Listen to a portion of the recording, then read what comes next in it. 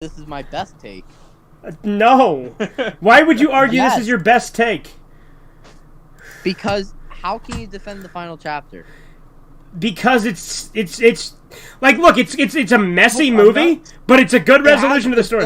But for a series that's better than what the final chapter is, you're not going to convince me that Spiral... Okay, Spiral has shitty traps. Spiral has obvious red herrings, but it roots back to being a detective story. And it does its own things. Explain how the detective worked. Well, I liked how, okay, first of all, yes, it was fairly obvious that it was his partner, and that is a problem with Spiral.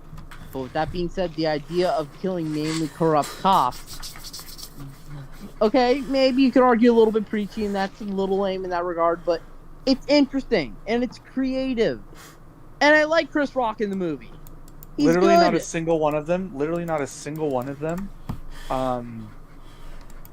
goes not a single one of those traps are possible to escape, and I really hate it when the Saw movies do that. Yeah, it doesn't make any sense with John Kramer's goals. Like, I mean, granted, I know it's not John Kramer in Spiral, but still. And I like how they didn't overly reference the first, because it's its own thing. I do not like... So, Saw movies always have a double twist. Mm-hmm. Yes, there's always a twist, but there is always a double twist. And there's only one twist, and it's an obvious red herring. No, I'm aware. there's only... So there's the twist, right? With his partner being actually, yeah, Saw. that his dad was behind. And then the second twist is that the cops shoot the black man. What? Okay. How is that a fucking twist? It's okay. That's fair. But I'm also kind of looking forward to seeing Spiral 2 if they ever make it. Not ew.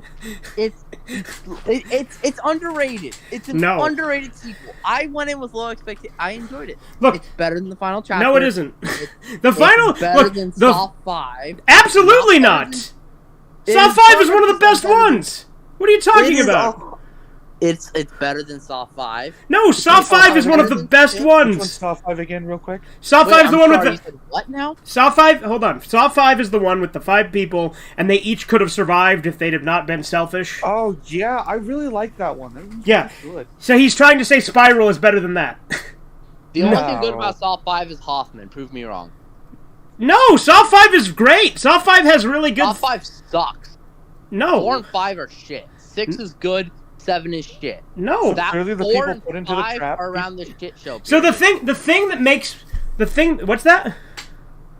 So 4 and 5... Sorry, go ahead. Sepri. No, but Saw 5 is interesting because, like, it's the first one that you can clearly see how everyone could have survived. And that's why at the beginning, he's like, your instinct is going to tell you to do something, but I implore you to do the opposite. And it's actually really interesting that everyone could have survived every single thing, but because everyone was looking out for themselves, most of them died. But, okay, and I do admit, I like the last bit of trap in Saw 5, where Hoffman escapes by going inside that glass trapdoor little coffin thingy, and the other detective gets crushed. That's pretty sick. Yes. Saw 5 is good kills, but I think it's a bit of a mess. And no, I don't think so. Especially compared to some of the other Saw movies. If you ask me... What? I'd say no, especially not compared to some of the other Saw movies. If you ask me, if 3 didn't end with him killing Tobin Bell, I forget the name of the father in the third film. I think it's Mark. But, Mark, yeah. If he did not kill and would actually listen to his fucking wife, that he shouldn't have killed him in Saw 3, that could have been the greatest ending to the trilogy. And we would not need Saw 5. No! Yes. Hello, Andy. No! I think that John Kramer dying and continuing his games after his death is pretty cool. He literally could have said, hey, don't kill him, otherwise my fucking head will explode. She didn't get a chance because he shot him too quick. Or cut his throat. Cut his throat too literally quick. no He chance could to have do listened. it. He could have You need listened. to, no, you And her need head to turned into rewatch. fucking No, blown you up need pizza. How the fuck do you explain this? You need to rewatch the scene. If you rewatch the scene, you can see very clearly they didn't have the time to stop. the He guy from Shooting hesitated for a moment after Kramer revealed what happened. He hesitated for a moment. Now, look, it's been a minute since I've seen the Saw films, but I know that ending is shit. No. And it's just an excuse. And also, you're for me to shitting on stop four. 3, but you were shitting on 4 before. No. I'm shitting on 3's ending. 3's ending is fine. 3 has a good ending. No, 3's ending could have been a fine conclusion to the trilogy. No. I still love 3. No, him being like, oh no, I won't kill you, John Kramer. Then what? John Kramer's just gonna keep doing shit, so then of course there would still be a 4. No, he goes to jail.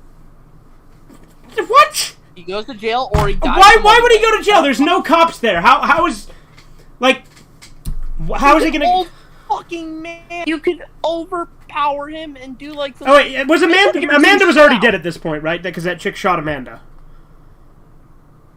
Yeah, I believe Amanda was already dead at that point. Yeah. Oh, I already saw the post. Steven has that face gone wrong sexual hit. Fuck you. Well, you're here trying to say that Spiral is better than the final chapter and Saw 5. Which, it's an awful... The final chapter. The final chapter is a mess because it's 2 movies mashed together, but I still think it accomplished what it was going for. It's trying to get Kramer's wife, and it's about this fake-ass reality show host who never acts, not reality shows, this fake therapist trying to pretend that he was a victim when in reality he doesn't have Yes, done why shit. is that bad? And then he gets put in a real trap. Because it totally...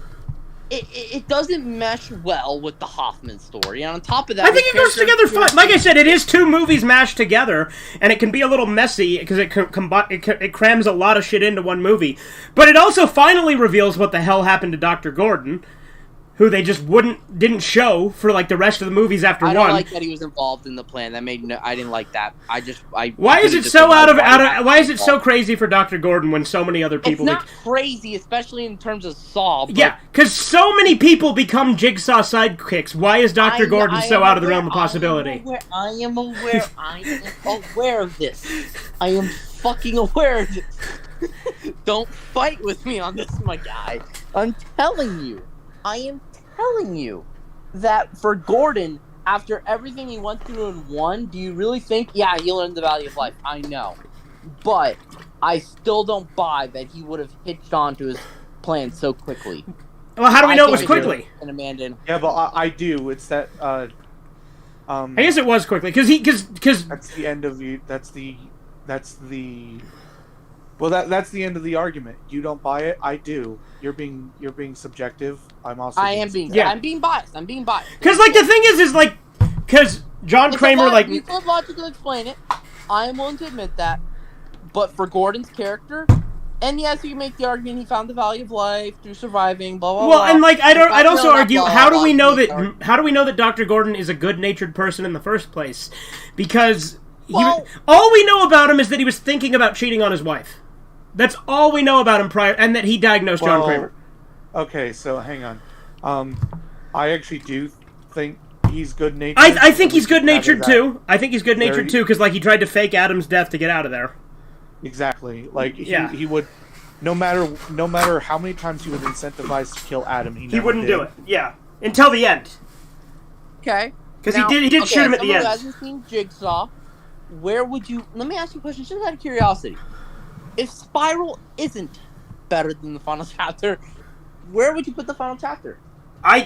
Look, I'm not basing this on objective quality. The final chapter is my second favorite Saw movie.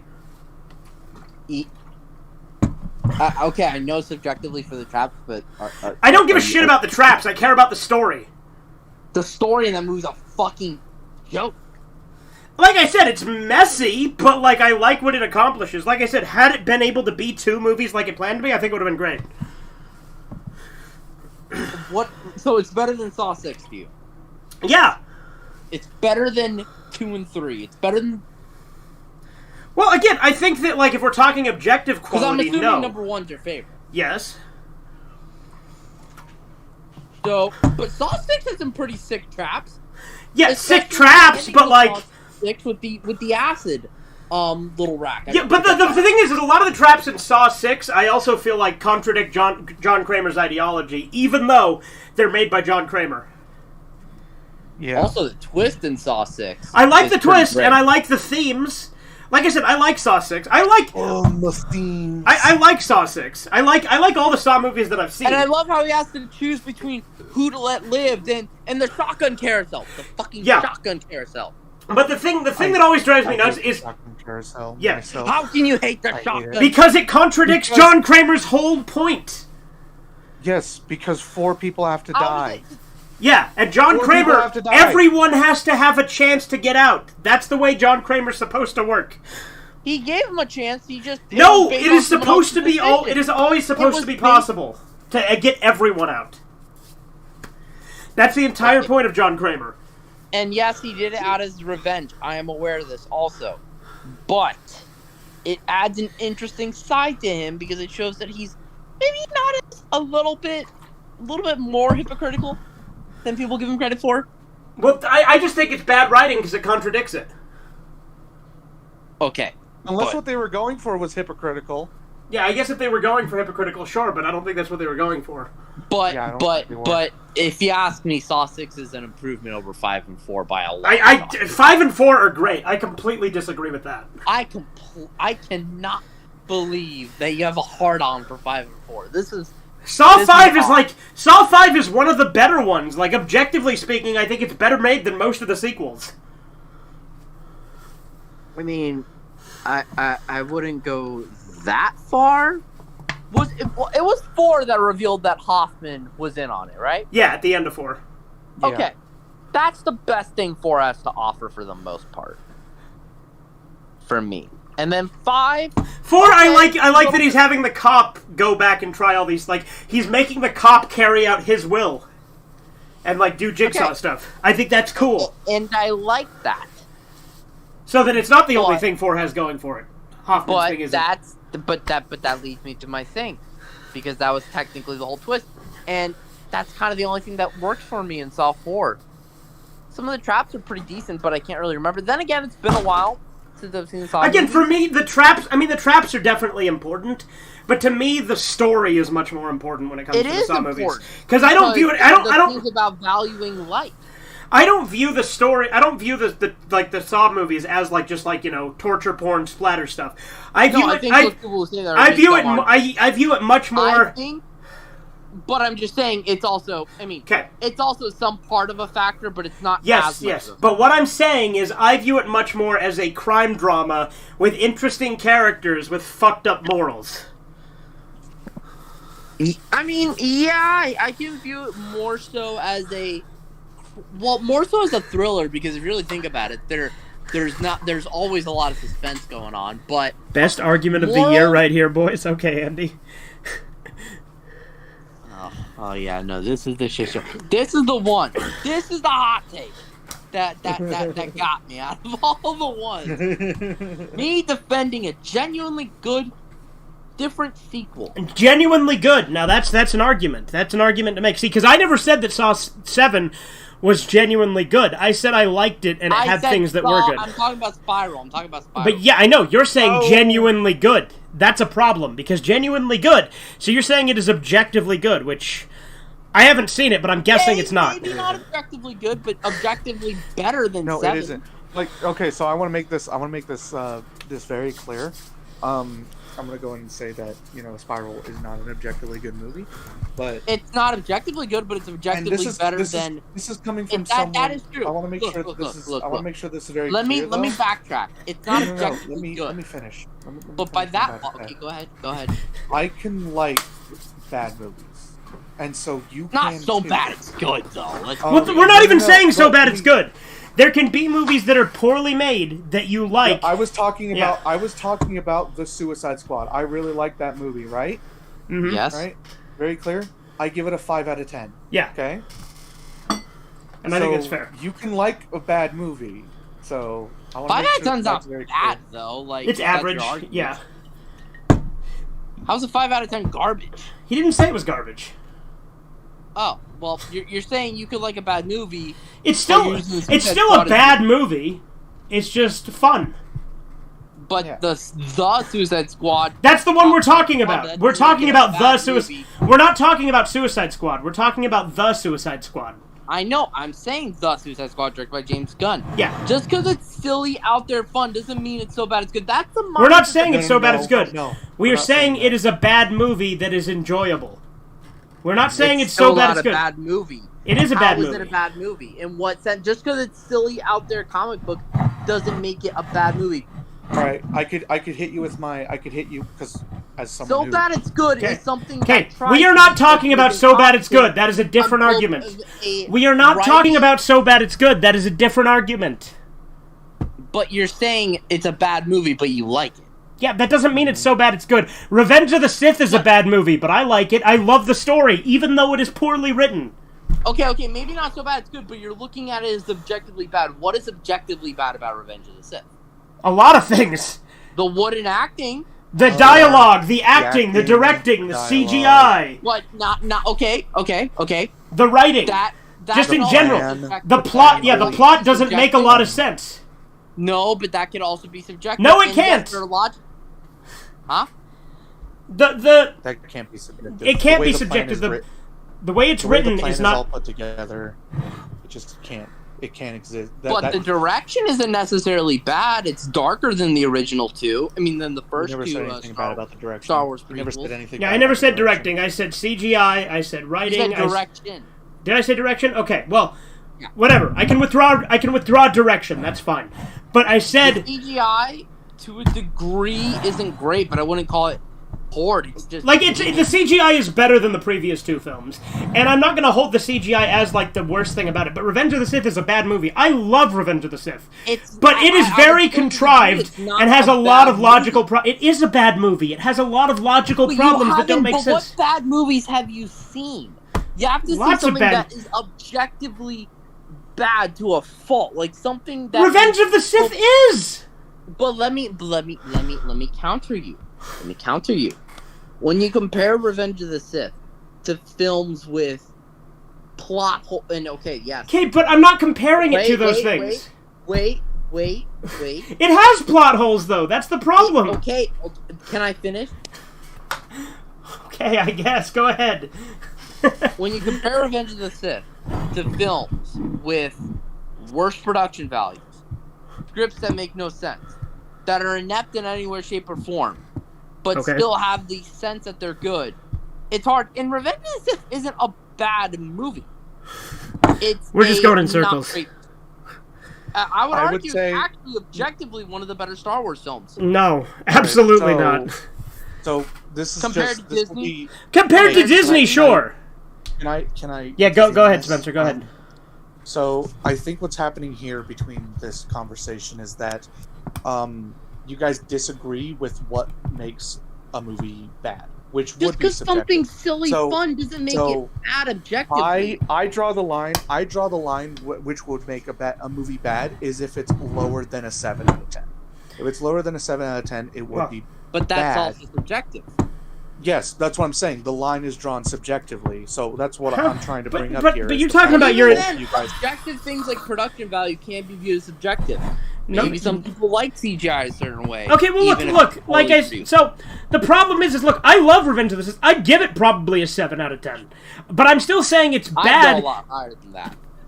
I might go higher than that. It's my second favorite Star Wars movie, or third, maybe third. It's second or third, but it's contrived and has a lot of plot holes. Okay, I'll agree that. That is why I'm saying it is a bad movie. Not to defend it, but to be fair, most things early 2000s prequel Lucas is contrived and has plot holes. I won't deny this. The Metachlorians, the extra lore, the political jargon that doesn't make sense, the way they try to explain the Force a little bit too much, and how they turned it from being this mythical aura. And let me use an example with Revenge of the Sith. So with Revenge of the Sith, right? Because I'm making a lot of things, but I'm not using examples. So let me give a good example. Give me a good example. Anakin is the most easy to sway fucking person ever. Like, he's literally got Count Dooku, right? And Palpatine's like, kill him. And he's like, no, it's against the Jedi Code. And he's, but come on! Oh, okay, you make a compelling argument. Psst, kill him. He did feel bad afterwards, though. Yeah, but it's so stupid! Why would he just immediately... Oh, okay, sure. He actually gives up a little bit easier without a fight. Yeah, that's what I'm saying. Okay. Like, yeah. Okay, character writing, flawed, yes. But sometimes it doesn't... But there's also a lot of good writing for Anakin. Look, I'm not saying that, like, because I think that the story is... I would say that I like the story. The story is good in a sense, but it's poorly written. So, when I say... I'd say it's poorly written, I would say it's poorly structured, but the themes... Okay, well, what's the difference between structured and written? Because if it's structured in the way that it's written, I think that's a distinction without a difference. I'm talking about with how like they go from. I'm talking about how each set piece and each scene is delivered. It's a little bit choppy, especially with the beginning. It is a little choppy, but the themes are really strong. Oh, but my themes. Prevalent. The themes of him getting corrupted, the themes of what really. If the Force is really good or not. What's wrong now? No, nothing. Nothing. It's an inside thing because the themes argument is it's a whole thing. What? What's wrong with the themes argument? Okay, so there's actually nothing inherently wrong. Yeah, I agree. I like the themes in Revenge of the Sith. It's just the term themes gets like overly used when someone can't define why they think a movie is good. So they say, "Oh, but the themes." That's not what I'm doing. I'm not saying you are. It's just. That's not what you're, I'm not saying that's what you are doing. Yeah. And I agree. We're just laughing at it because I'm just laughing at it because it's a constant. It's a little bit too quick cutty and a little bit too quick. It's fun. I won't deny that it's flawed. Right, and that's what I'm getting at is the flaws. Like, look, I used to not like. There's objective flaws with it. Right. I won't lie. Right, but I used to. Yeah, Jackson's wooden. Hayden Christensen, even in his best performance of Anakin, is wooden. I think that also people do over harp on him. I think that he's actually not as bad as people say he is. He's not bad. He's just a little bit dry and line delivery. Again, like, so I think the distinction is we're using different definitions for bad, because I'm not saying bad as in, like, the most horrible thing ever. Like, and I used to have this, believe it or not, Spencer and I used to argue similarly. Like, I used to be on the side you're on right now with similar things. Really? Yeah. Like when we were talking about The Mandalorian, which is actually pretty bad. I used to try and say it wasn't. And then we used to argue about what quantifies it being bad or not. So I don't really care. Like we've had arguments like this a lot, and I used to be on the other side. I've definitely come around a lot more to viewing things objectively when it comes to that. Like, granted, I still like... I think the objectivity with films can get muddy, is my thing. Well, I think that people like to make it muddier than it actually is, though. That's the thing. But, again, there's so much... And at the end of the day, even though objectivity is important, I think it's good to recognize it. As fucked up as it sounds... Well, actually not fucked up. It doesn't sound fucked up. But as questionable as it may sound, I think you should look at anything just subjectively when it comes to media. Because that's the best way you're going to enjoy something. I think that gives an excuse to bad films to be made and good things not to get made. I'm not saying that excuses bad films. I'm just saying for like one's person. How would viewing things subjectively make it better? For you primarily do that. No, it wouldn't actually make it better for us unless you're talking about incredibly short-term things. Because if you're not letting your feelings speak for themselves, then how can you enjoy something? I don't need things to pander to my feelings. No. How can you not understand? Pander to your feelings. I'm talking about like how you feel personally. How can you understand those feelings if you never look at things objectively? Yeah. Every time when I see a good movie, yes, they have to have a basis of objectivity. Yeah, hold on. Like you have to recognize what you like. Yeah, Steven, let him finish his point, and then you can come back. I'm sorry. Whenever I used to see a movie that I would really like or not like, back then I would never know what was the difference. How can I tell? Until I started thinking about what's objectively in these movies. Then I was able to figure out firmly as to what I liked and what I didn't. So whenever I came away from a movie that I didn't like, I would know why. And then whenever I came away from a movie that I did like, I would know why. And that also then later on helped me to realize that this isn't actually a flaw. This thing that I don't like isn't actually a flaw. It is just simply something that I subjectively do not like. Well, I'm not saying look at it, but if it's important to you as a subjective flaw, then isn't that what matters? No. Sorry, can you repeat that question? He said if go ahead. So go ahead. Repeat. Sorry. Go ahead. So if it's you, and yes, I agree. Just because it's a flaw with you doesn't mean it's an objective flaw. That's of course, but shouldn't that be when viewing something that is, for media purpose only, because that's where subjectivity shines. If it's you that has a problem with something, shouldn't that be the only thing that matters? Because if you don't like it, you don't like it. You could look at any movie objectively and say, well, it has good production values, well, this and that. But if the characters are resonating with you, if the pace is too slow or too fast for you, then that's a problem. The answer to your question is yes. It should only. And I appreciate it. I appreciate good production design. I appreciate good practical effects, and I appreciate, as opposed to bad CGI, I appreciate good acting as opposed to bad acting. But I also happen to like those things as well. I also happen to like good practical effects over bad CGI. Also, I like good acting over bad acting. So it's also resonating with objectively good things that's important. Yeah. So the answer to your question, if something is subjective, something that subjective is the only thing that should matter. Yes, to you. If you're out there reviewing things, though, you need to put in the objective facts. You can't go around saying that you're bored of something. You can't go around saying something that you're excited about something. Like, as an example, we're pretty sure that the movie Gone with the Wind is a objectively good movie. Both me and Angelo find it absolutely boring. I fucking hate Gone with the Wind. But I still want to see it because it looks good to me. Because I think that... Well, it is good, but I fucking hate it. Well, okay, now I see where you're coming from. Recognizing objectively good merit. Yes. And not calling a film bad just because you don't like it. That I agree with.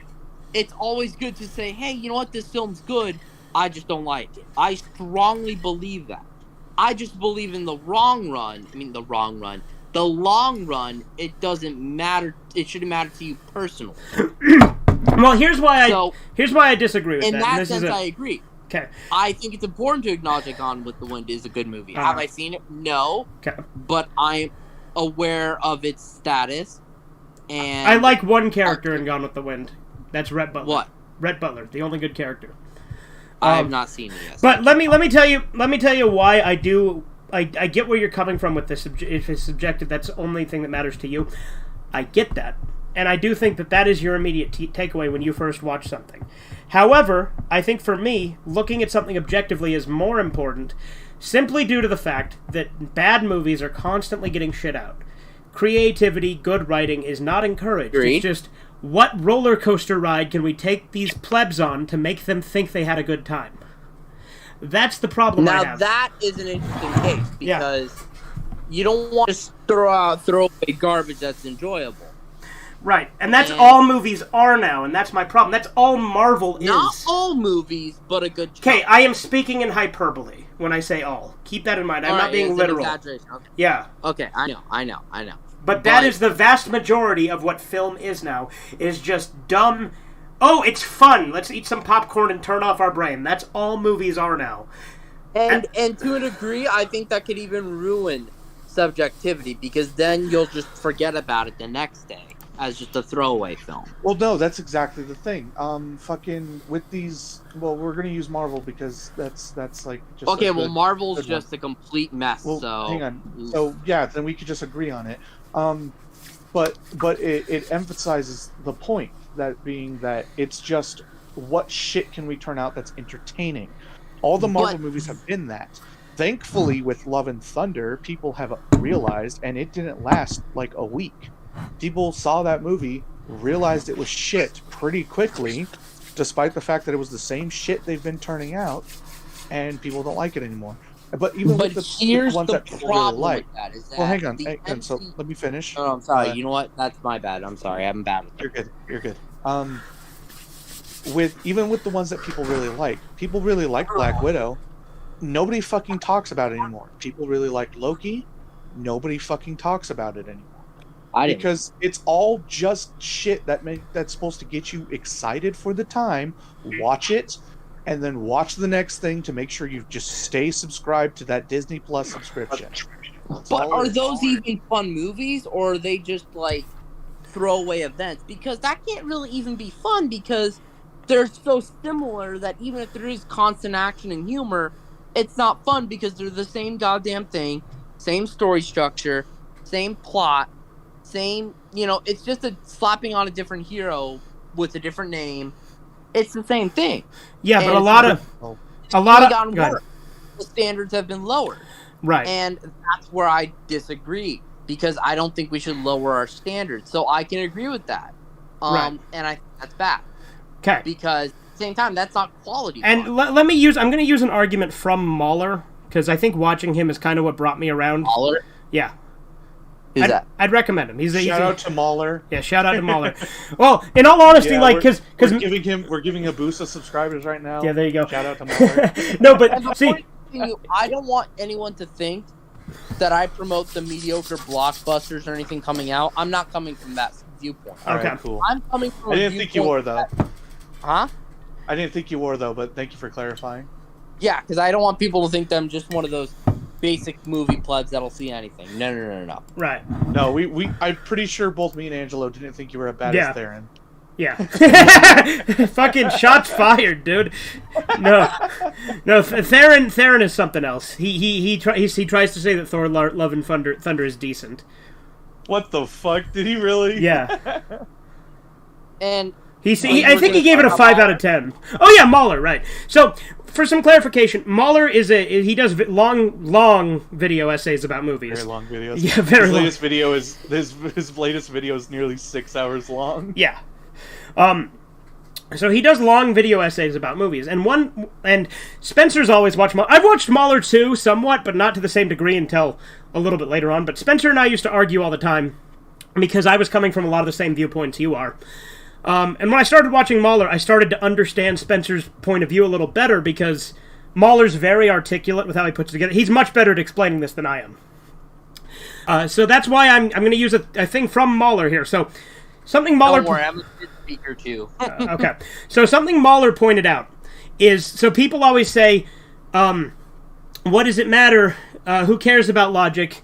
Can't it just appeal to your emotions? And Mahler's argument was, bad logic so good emotions will never take away from bad logic, but bad logic can take away from your emotions. Or what it was there's no reason not to have good logic and have it be emotional, because the bad logic or the good logic isn't going to ruin the emotional impact, whereas bad logic can take you out of it if your disbelief is suspended.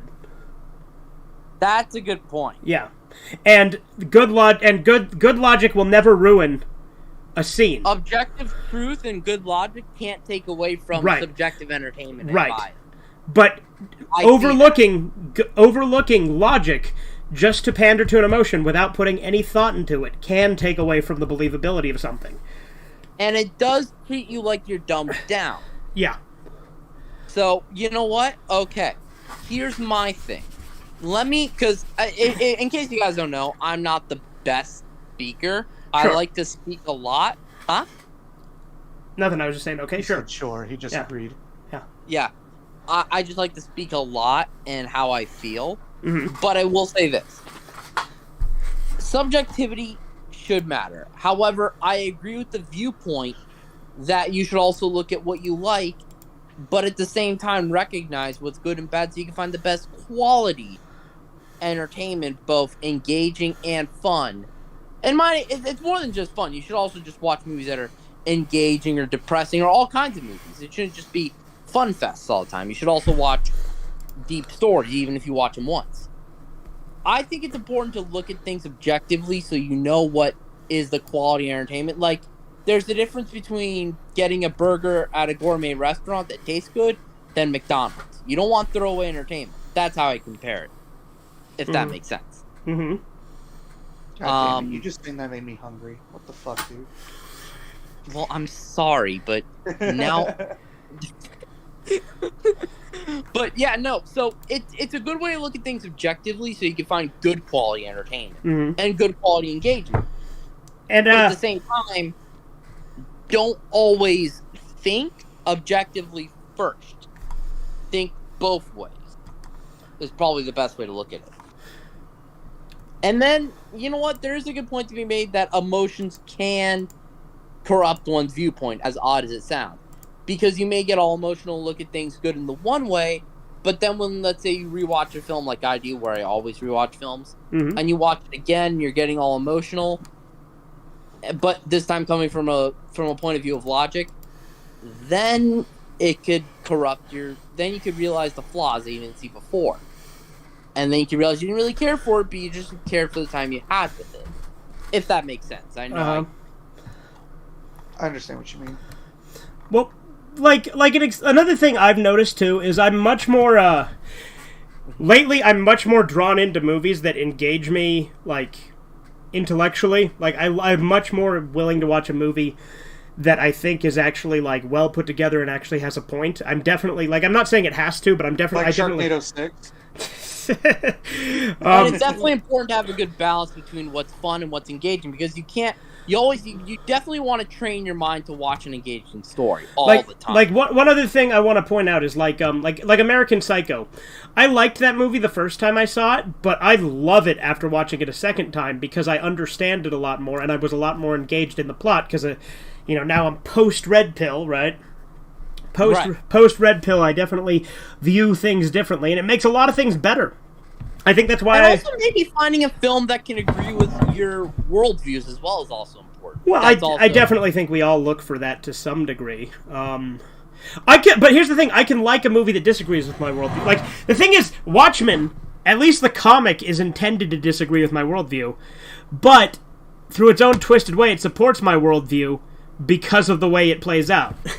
Even though Alan Moore apparently is a fucking idiot. Yes. And even though apparently the show has a Rorschach cult of white supremacists, I still can't believe that's in the show. That shocks me. Yeah, no, the show's awful.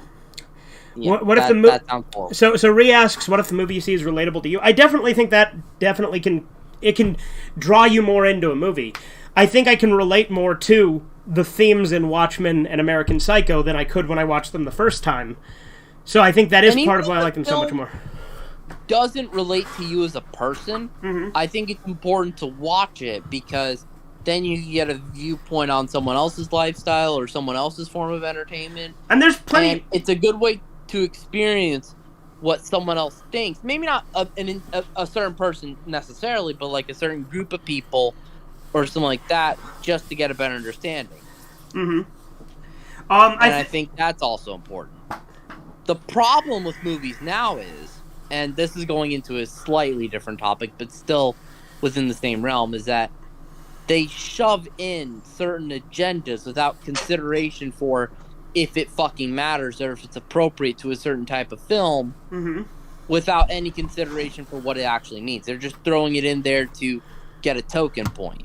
Right. And that's segueing a little bit, but I figured it's interesting to talk about since we were on the worldview point when it comes to films. Right. And that's why for me as a person, I find it also a little bit disingenuous because you can tell it's not coming from a place. And granted, you can't tell intention, but when you watch a film, you know how you can kind of feel passion? Yeah. Or feel care? I know it sounds a little bit naive, but you know what I mean? Yeah, you can tell when someone had their heart into it. But nowadays, when people put quote-unquote representation or certain hot button topics, you can tell they don't care. Well, They're just doing it because it's trending. A lot of woke stuff is just ticking boxes. It's not actually going for a real... There's no genuine emotional attachment to really want to do anything that represents anything. They're just doing it because they know that it's popular. Right. And one other thing I will mention, with movies that are related, like with characters being relatable, I actually prefer a character that's not relatable, that's well written, over a character that tries overly hard to be relatable. Yeah, because you don't want because at the end of the day, certain characters, like, they don't have to represent you. Mm-hmm. The whole point of a movie is to see a character that you don't meet, neither in real life, or you could meet in real life, but you never encountered, and see how they think. Because if you're just seeing yourself in your movie and what you relate to, then you're just seeing yourself.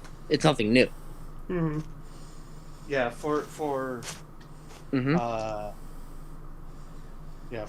as an example, Arbiter is my favorite Halo character. I ain't nothing like that guy. Right. Yeah, both physically and mentality-wise with how he thinks. We're nothing like it. I'm not religion. I'm not religion. I am not religion. I can never dream of being as cool as him. The Arbiter is pretty.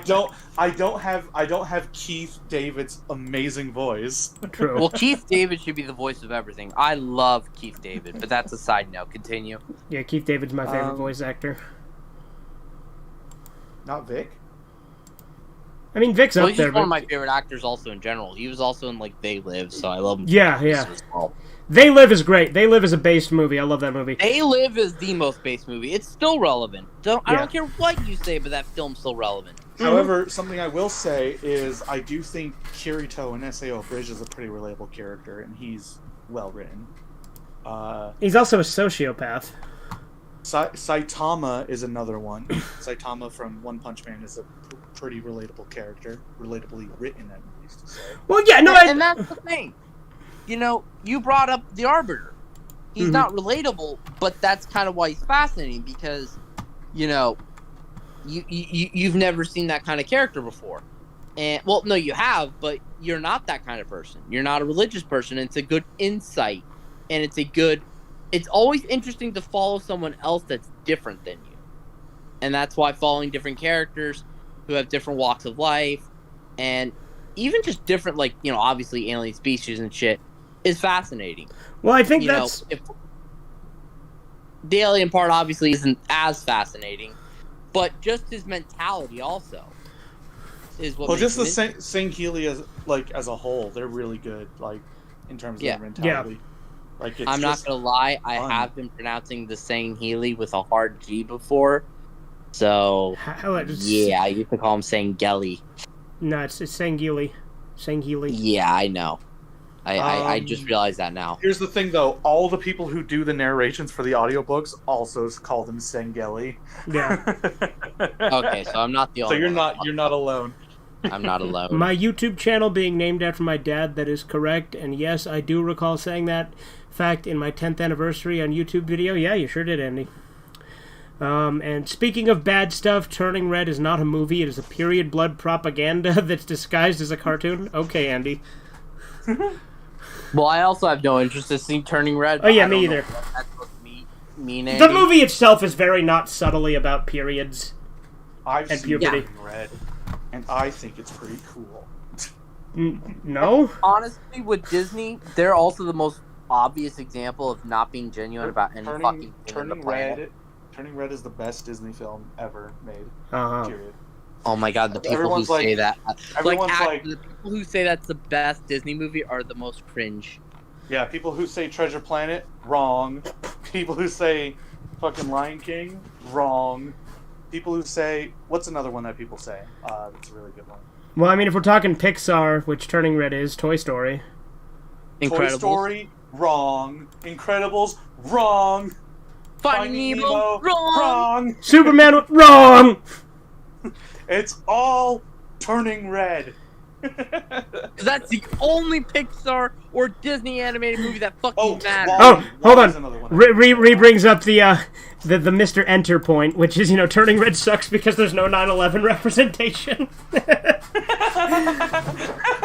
I don't know if you get that reference, but Mr. Enter did a review of it where he tried to say that it was unrealistic that they didn't bring up 9/11 in it when it took place in 2003. Are you fucking? I did not know that. Was the person being serious?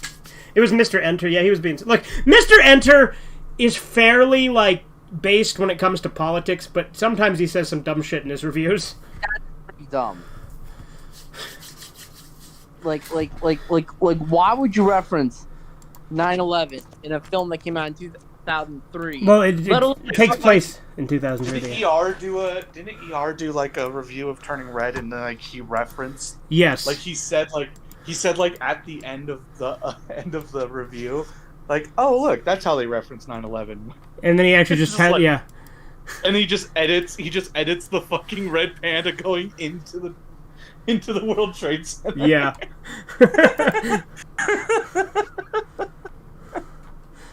Yeah, ER is great. Shout out to ER.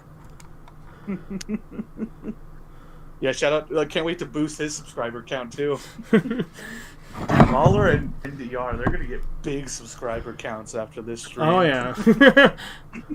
We're so big. Just I mean, like how in the previous to be fair, Spencer, you are pretty big, but you know. Yeah. I mean, I could do it if you lose a few pounds myself, but. I'm pretty wide. Oh yeah. I'm a wide fellow as well. I'm gonna put up a picture of Rob Schneider showing his nipple. That's gonna be the picture on the stream for now. Fuck Rob Schneider. No, dude, I love Rob Schneider.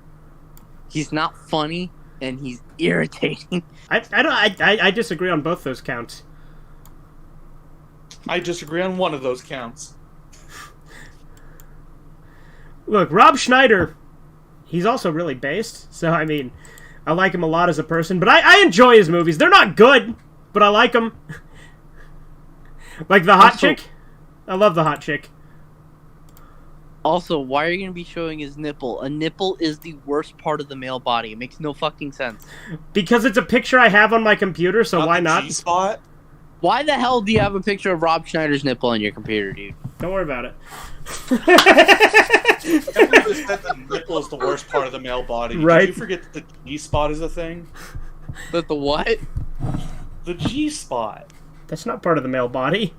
We don't Yes, it have a is. G-spot. That's a chick It's thing. in the anus. No, it's in the anus. Turning Red does not take place in 2003. It's actually 2002. Okay, my mistake. Okay, but still, it's not, like, horrible if they don't mention it. Or shocking. I like Rob And, Judge Dredd. Wait, how Okay. is the anus the G-spot? Huh? How is the anus the G-spot?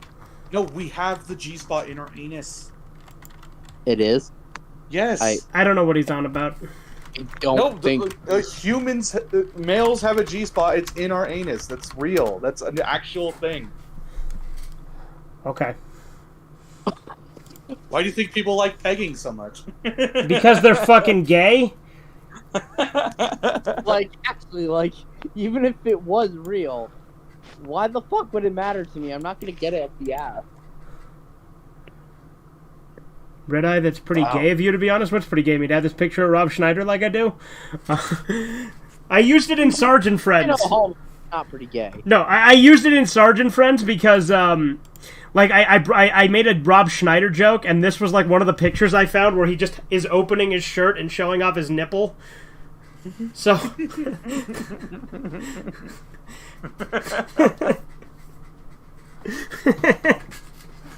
There is a dead spider on my bed.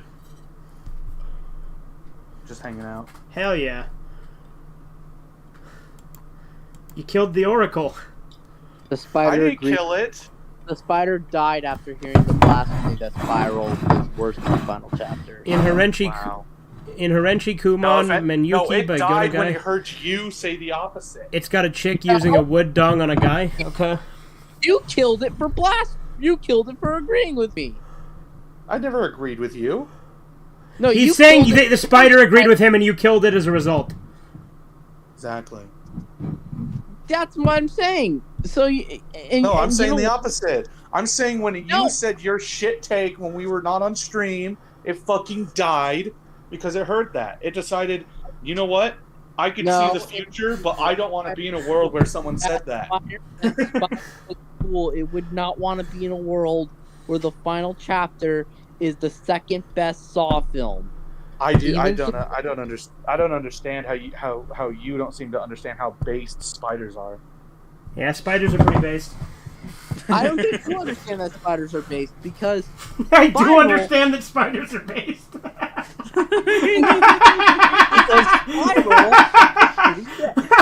and you're wrong. I do understand that spiders are based. That's my favorite phrase to come out of today.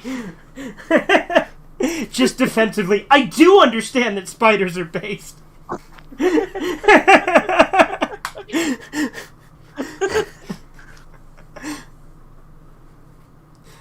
The only good thing about Saw 7 is they finally used a reverse bear trap. That is far from the only good thing. That is one of the only good things, and it has the best breakup scene in the beginning of the movie. I love that scene. Yeah, that's a good scene. That scene is hilarious because dudes didn't let a chick stand in their way. They stood together, and they let that. They're like bitch bros die. before hoes, pals before gals, posse before pussy.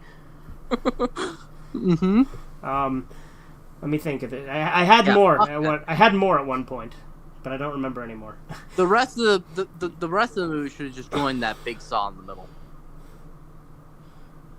But yeah. I had a pet tarantula in the 90s. Did you know? Well, I knew you had a pet tarantula. I just didn't know it was in the 90s. I have a. That's I if you had like a pet Spiral. I tarantula. highly recommend it. My dad has a computer. Okay. Don't hug me. I'm scared reference. Also, you can say whatever you want about Spiral, but at the end of the day, Chris Rock and Samuel Jackson are in a horror movie together. What more do you want? A good movie. I want a good movie instead. God damn it! It is a good movie. You're just being fucking hard on it. Dude, it's Am I the only? I feel like I'm the only person that likes Spiral, and even the Discord.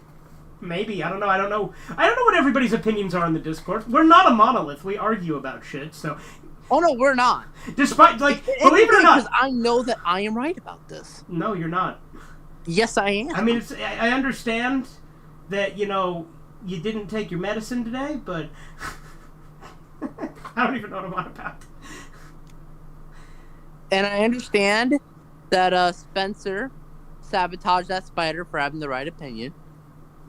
It's okay. I would never kill a spider. That's true. This Yeah, is you would. slander. He would never. Legit, he will not kill spiders.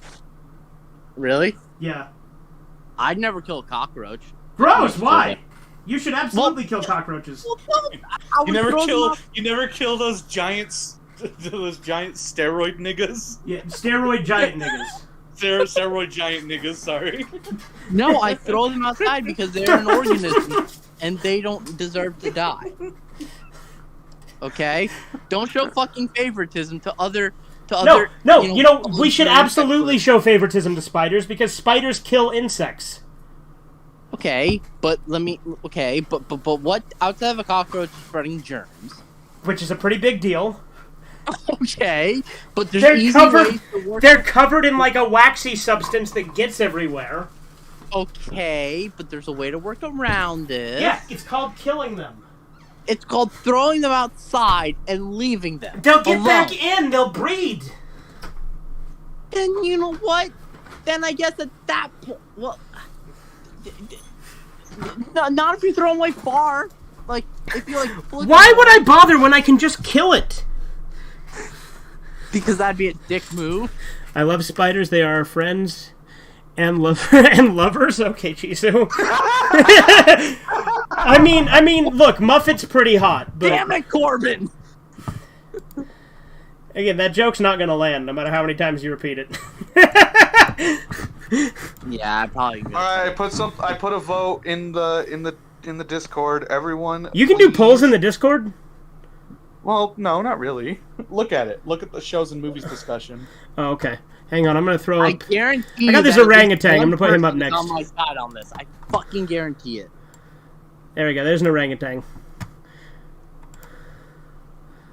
Spiders are kind of creepy, if we're being honest. Oh yeah, and like if it was like a black widow, I'd probably kill it. If it was a tarantula, I'd stomp the shit out of it. What the But fuck? that's Fuck you. different. that's different. Well, you know the thing about Black Widows is they'll actually leave you alone most of the time too. Like Black Widows won't attack unless provoked. Different? You want to know why that's different? Because, you know, most tarantulas are venomous. Fucking watch that. I like your poll options, like your voting buttons. There's Giga Chad. What's the first one? I recognize the Giga Chad, but what's the other one? That's Friday Night Funkin' character taking a shit. Oh, okay. I will literally. I guarantee you that this is gonna backfire on you, dude. I mean, if it does, then it just proves people have bad taste. No, it proves that you have a bad taste in your mouth for not liking the movie. And I think you have a bad taste in my mouth. In my mouth. Oh God. What the fuck? I was gonna say. I was gonna say you have a bad taste in your mouth from my balls, but then I fucked up and said my mouth, so it made it even weirder. What the fuck? Tarantulas are not venomous. They only eat small animals like mice and birds. Small animals like birds. Well, okay. Well, does a cockroach even kill anything? The mood. Yes. The mood? Yes, no, cockroach. It doesn't have to kill the mood. If you can make fucking rips their heads off and use their. That's true. Yeah, cockroaches do. They rip your fucking head off. They pick up a gun and shoot you with it. That's yeah. What other bugs do that? Other bugs are pussy. Exactly. And then they fucking swarm you and destroy your spaceship and like fucking kill everything on board. Yeah, it's fucking. They have awful. nuclear launch codes. No, they don't got that. No, they got that. No, they don't. No, they don't. I think. Wait, no, they do. They do. Do they? They fucking do. Yes, they do. They use it at the end of season 2. Do they really? Yes. Of what? Do you not remember that? No. Season 2 of what? A nature documentary. Nature documentary known as Terraformers. No, it's Terraformers. It's the anime or the Miike? The anime, yeah. I mean, they're the same franchise. Oh. But yeah, we were referring to the anime. Because it's giant-ass cockroaches in that. And Steroid Giant Nigga is a reference to a review on one of those. Wait. So, you like an anime with giant mutated cockroaches of some kind. Mind you, I haven't seen this. Yeah. And you're telling me you deep down... They look like Obama. You don't have some sort of passion for cock... Wait, where'd he go? You know, you stopped short and said passion for cock because you interrupted yourself. God damn it, no, because I can't see you anymore. I can't see your icon. Well, I'm right here. Can you not hear me?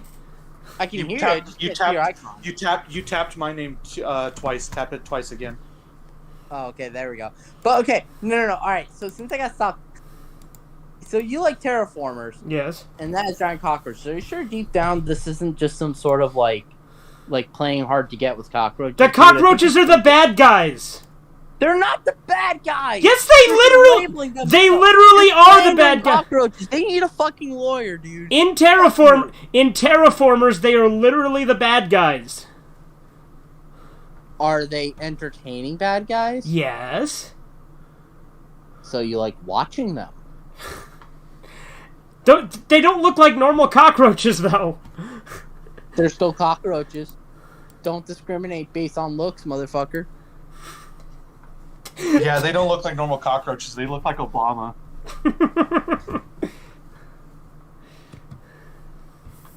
I feel like both my hot takes are the best takes.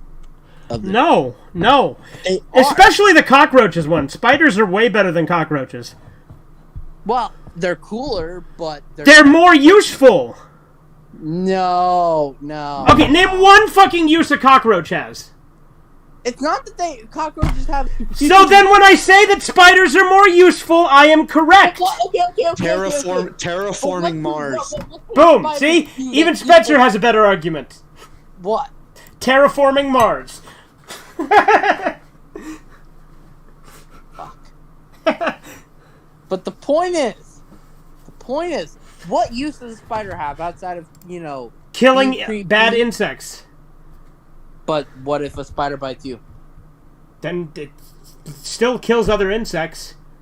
It bites you still. Okay, and cockroaches Yeah, it does bite other you. things on the Guess side. what? Guess what? I Cock- get bit by a spider. I don't care. It's not going to fucking kill me. No, Yeah. but it'll suck dick.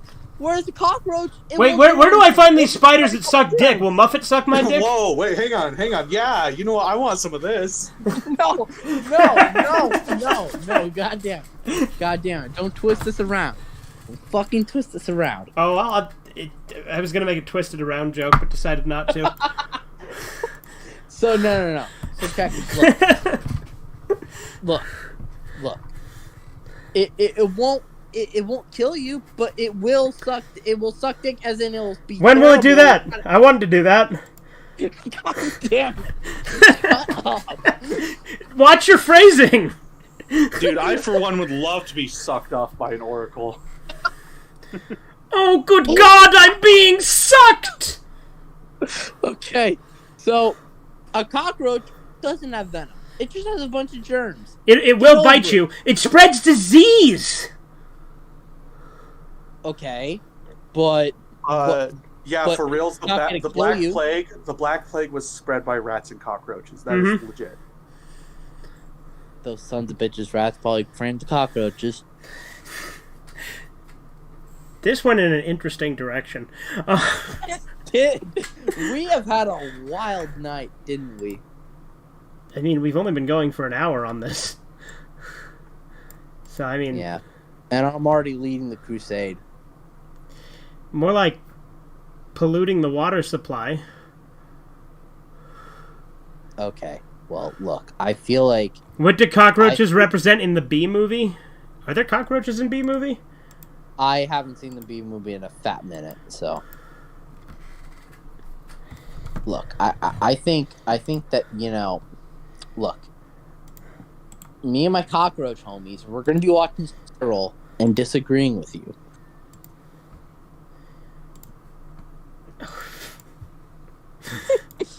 Okay, then. Yes. Whatever you say. Mm-hmm. Hinjaku! Because Chris Rock in a horror movie is pretty sick. No. Yes. No. Yes. No. Yes. Nuh-uh. Yeah. I will do the Mad Black Woman talk down.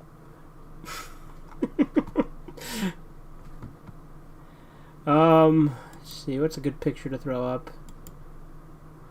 Oh shit, I haven't been charging my phone. I probably should have been doing that.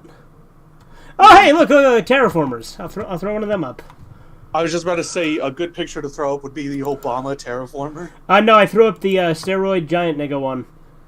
Or one of them. Like one of the ones where it's censored and it's got like the big black censorship bar. For real? Yeah, like it's not the one where he's like ripping the spine and like spinning it around, but it's like the one where it looks like he's like charging an energy ball of just the one where he's getting ready to play baseball. Yeah, I get you. Yeah.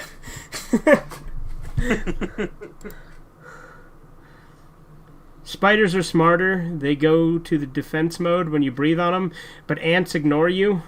Well, good for the fucking spiders. Whoever commented that. It was cheesy. So ants actually ignore you because they don't care if they die, not because they're stupid.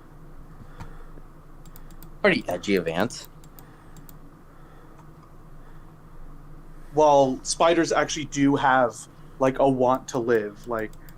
But you social animals do not. Hold on. I just realized this really bad take Ree had in the chat. His grammar's really bad, but he said if you unironically say bros before hoes, you're gay. No. Just no. Bros before hoes. Bros always go before hoes. How can that be gay? Yeah, no, bros before hoes. No, fuck that. Bros always before hoes. Yeah, fuck bitches. There's a reason we don't let girls in the Discord or Very on true. the shit show. True. Okay. First of all, one, cooties is a fucking nightmare. Two, they're gonna be bitching and moaning. No. Fuck that. This is guy stream. This is a boys' night out. It's a boys' night out. Real sausage fest. And then we're gonna watch Spy. When you say bros before hoes, you're sicking you rather fuck a bro than a hoe. No. I'm saying I would put the value of life of my bros before a hoe. Because brotherhood exists. Yeah, Sisterhood does not. Very true, actually. Yeah. So yeah, Sisterhood is a load of bullshit. Yes. I'm not even just like literally. Like, no, I agree. Girls always talk shit behind each other's back. They never hash things out, whereas guys, we talk this shit out. Yeah. No, girls don't do that. Yeah. And I'm not trying to be like, sexist. It's just the truth. I am trying to be sexist. As long as you're not being cockroaches. Okay. Well, I put some good cockroach representation on the screen, so. Well, I can't see the screen. So I'll check that out. Sucks, but anyway, sucks to suck. The point is, bros before hoes. Yeah, that's the screen. There you go. Let me see. Very nice. Oh my god, what the fuck? That's a terraformer. But why does he look like a like Obama? Yeah.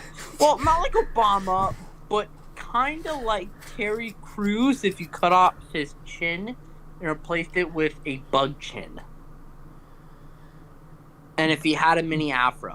Do bugs have chins? Well, no, I'm saying if you... Well, no, but in this case, I guess. Then how do you define a bug chin? Question. Do bugs have chins? Do bugs have chins? No, I'm not seeing anything like it's not bringing up chins. It's saying chinch bugs. Doesn't look like Obama or Terry Crews. He looks more like Seth Rogen. I don't see it. I mean, Seth He's not a cuck. Look. I think that this terraformer is much more attractive than Seth Rogen. Even as a person, he already seems more attractive. Yeah. Seth Rogen's like, yeah, cancel culture's great. Weed! Sex! They're using their sexuality as a weapon!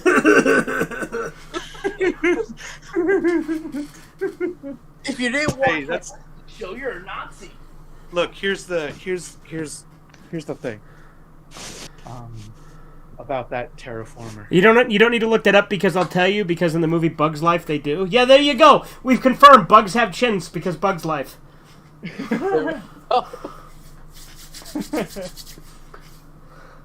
been figured out. What? Soviet Seth? Yeah? Mm-hmm. At least, a terraformer's never voiced Donkey Kong, though. Yeah, I don't care.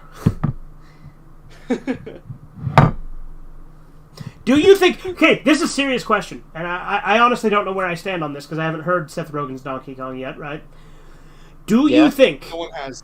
No one has. Yeah, I know. Nobody has. But do you think Seth Rogen put in more effort as Donkey Kong than Chris Pratt did as Mario? Oh, absolutely. Yeah. Nobody... yeah, there's no way, right? There's no way he didn't.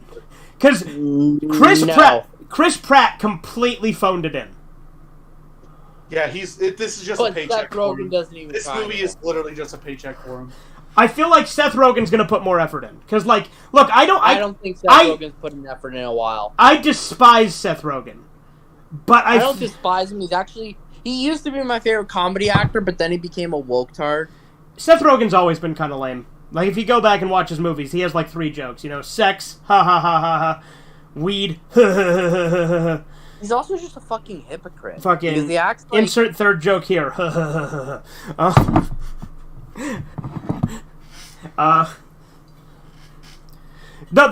makes you think he works harder than Chris Pratt? Because Chris Pratt's Mario, he didn't even try.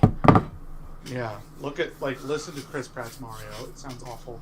Chris Pratt is based. I don't know if I would go as far as to say Chris Pratt is based. He's Christian, but he's also very cowardly when it comes to speaking his mind, and backpedals all the time. Like That's most celebrities. Chris Pratt very well may be based. Not Rob Schneider. Rob Schneider and James Woods are the two most based celebrities, I think. So I have mixed opinions on them, but I see why you like them. Here's what I think I like them as actors. Well, no, I like James Wood as an actor, not so much Rob Schneider. Here's the thing with the issue of Chris Pratt. I think genuinely everyone who was a part of the voice cast played Mario, loves Mario, but I do not think Chris Pratt did. Like, in his interview, he sounds like he's reading from a fucking script and or trying to remember. I don't think that most of the cast... Now, look, I'm not going to lie. I'm not the biggest Mario fan. I played some of Galaxy. Well, here's what he says. Here's like what he says. He's like, yeah, as a kid, I was always there spending 100 hours killing Koopas. Jack Black as Bowser is pretty good. Yeah, no, Jack Black's Bowser was surprisingly good. Based on the trailer, anyway. Doug TenNapel, the creator of Earthworm Jim, he's based. Yeah, he's based. And look, Chris Pratt might be based, but he likes to backpedal and like take back things he said. Based. That's true. Robert Downey. He doesn't seem like he's joining the whole trend that the celebrities are going for. Yeah, no, Chris Pratt is probably at least a little based, but like, again, I don't know. But yeah, no, Mario sucked. Bubsy's better. I disagree completely. But here's the thing: regardless of whether you think one tried over the other, Chris Pratt is way more based than fucking Seth Rogen. Yes, Shitmaster also thinks that Pickle Rick is pretty funny, so that's also pretty based. No, but yeah, the guy who plays Shitmaster, Robert Davi, actually super based. Robert Davi did the movie. Love Robert Davi. Robert Davi's such an underrated villain actor. And he did a really good movie called My Name Hunter. Or My Name Hunter, whoops. My Son Hunter, about Hunter Biden. Well, I mainly know him from action movies, to be honest. Well, he plays the Shipmaster in the Halo series as well. Oh. You know, he also did, he was also in, he was also in a couple of good movies, such as Raw Deal, Taking It to Beverly Hills. Those are fun action movies from the 80s I'd recommend. Okay. Robert Davi's sick. Yeah, I like Robert Davi. I used to listen to his radio show. Didn't know he had one. Yeah. Anyway, you were saying, Spencer? Oh, I was just saying that Shipmaster, because Steven doesn't seem like he remembers Shipmaster. No, I don't remember. He's the elite that's missing 2 mandibles in Halo 2 and Halo 3. Yeah, he's is he the one in the white armor? Yeah. Yeah.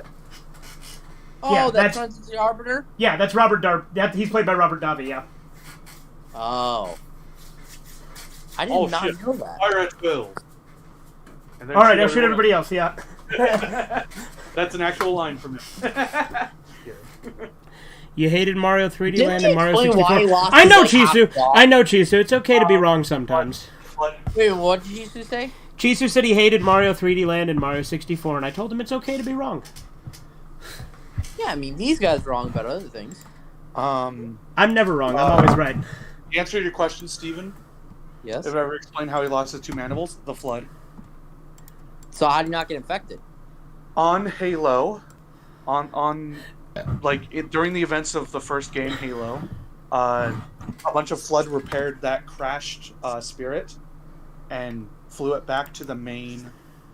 I'm gonna put Monkey Yellow up on the screen. Flew it back to the main super carrier, Mm-hmm. and then that whole carrier was infected by Flood. He was the only person who was there, lost the 2 mandibles in combat to a Flood combat form, and he's the only person who escaped. But did the Flood shoot off the mandibles, or did it touch it? It cut off his mandibles with its ouch! Sharp fingers. Yeah, and then he escaped. He's the only person that was on that ship that escaped, and that's the reason why in Halo 2, when at the beginning of the Oracle, is it the Oracle or is it? Yeah, at the beginning of the level, the Oracle, he says, "That stench, I've smelt it before." Yeah, that's Oracle. Oh, okay. Chinese Monkey, yeah. You ever speedrun Mario 64? No, I haven't really done speedruns really all that much. I think the only thing I've ever speedrun... Only people on the radical left speedrun. No. Why do so many people on the radical left speedrun? I think I've figured it out. It's because of the lack of work ethic. Go fast rather than do it right. Is that one of those Sonic the Hedgehog videos? Yes, it is. I love how I can tell just by... Because I've never seen that one, but I can tell.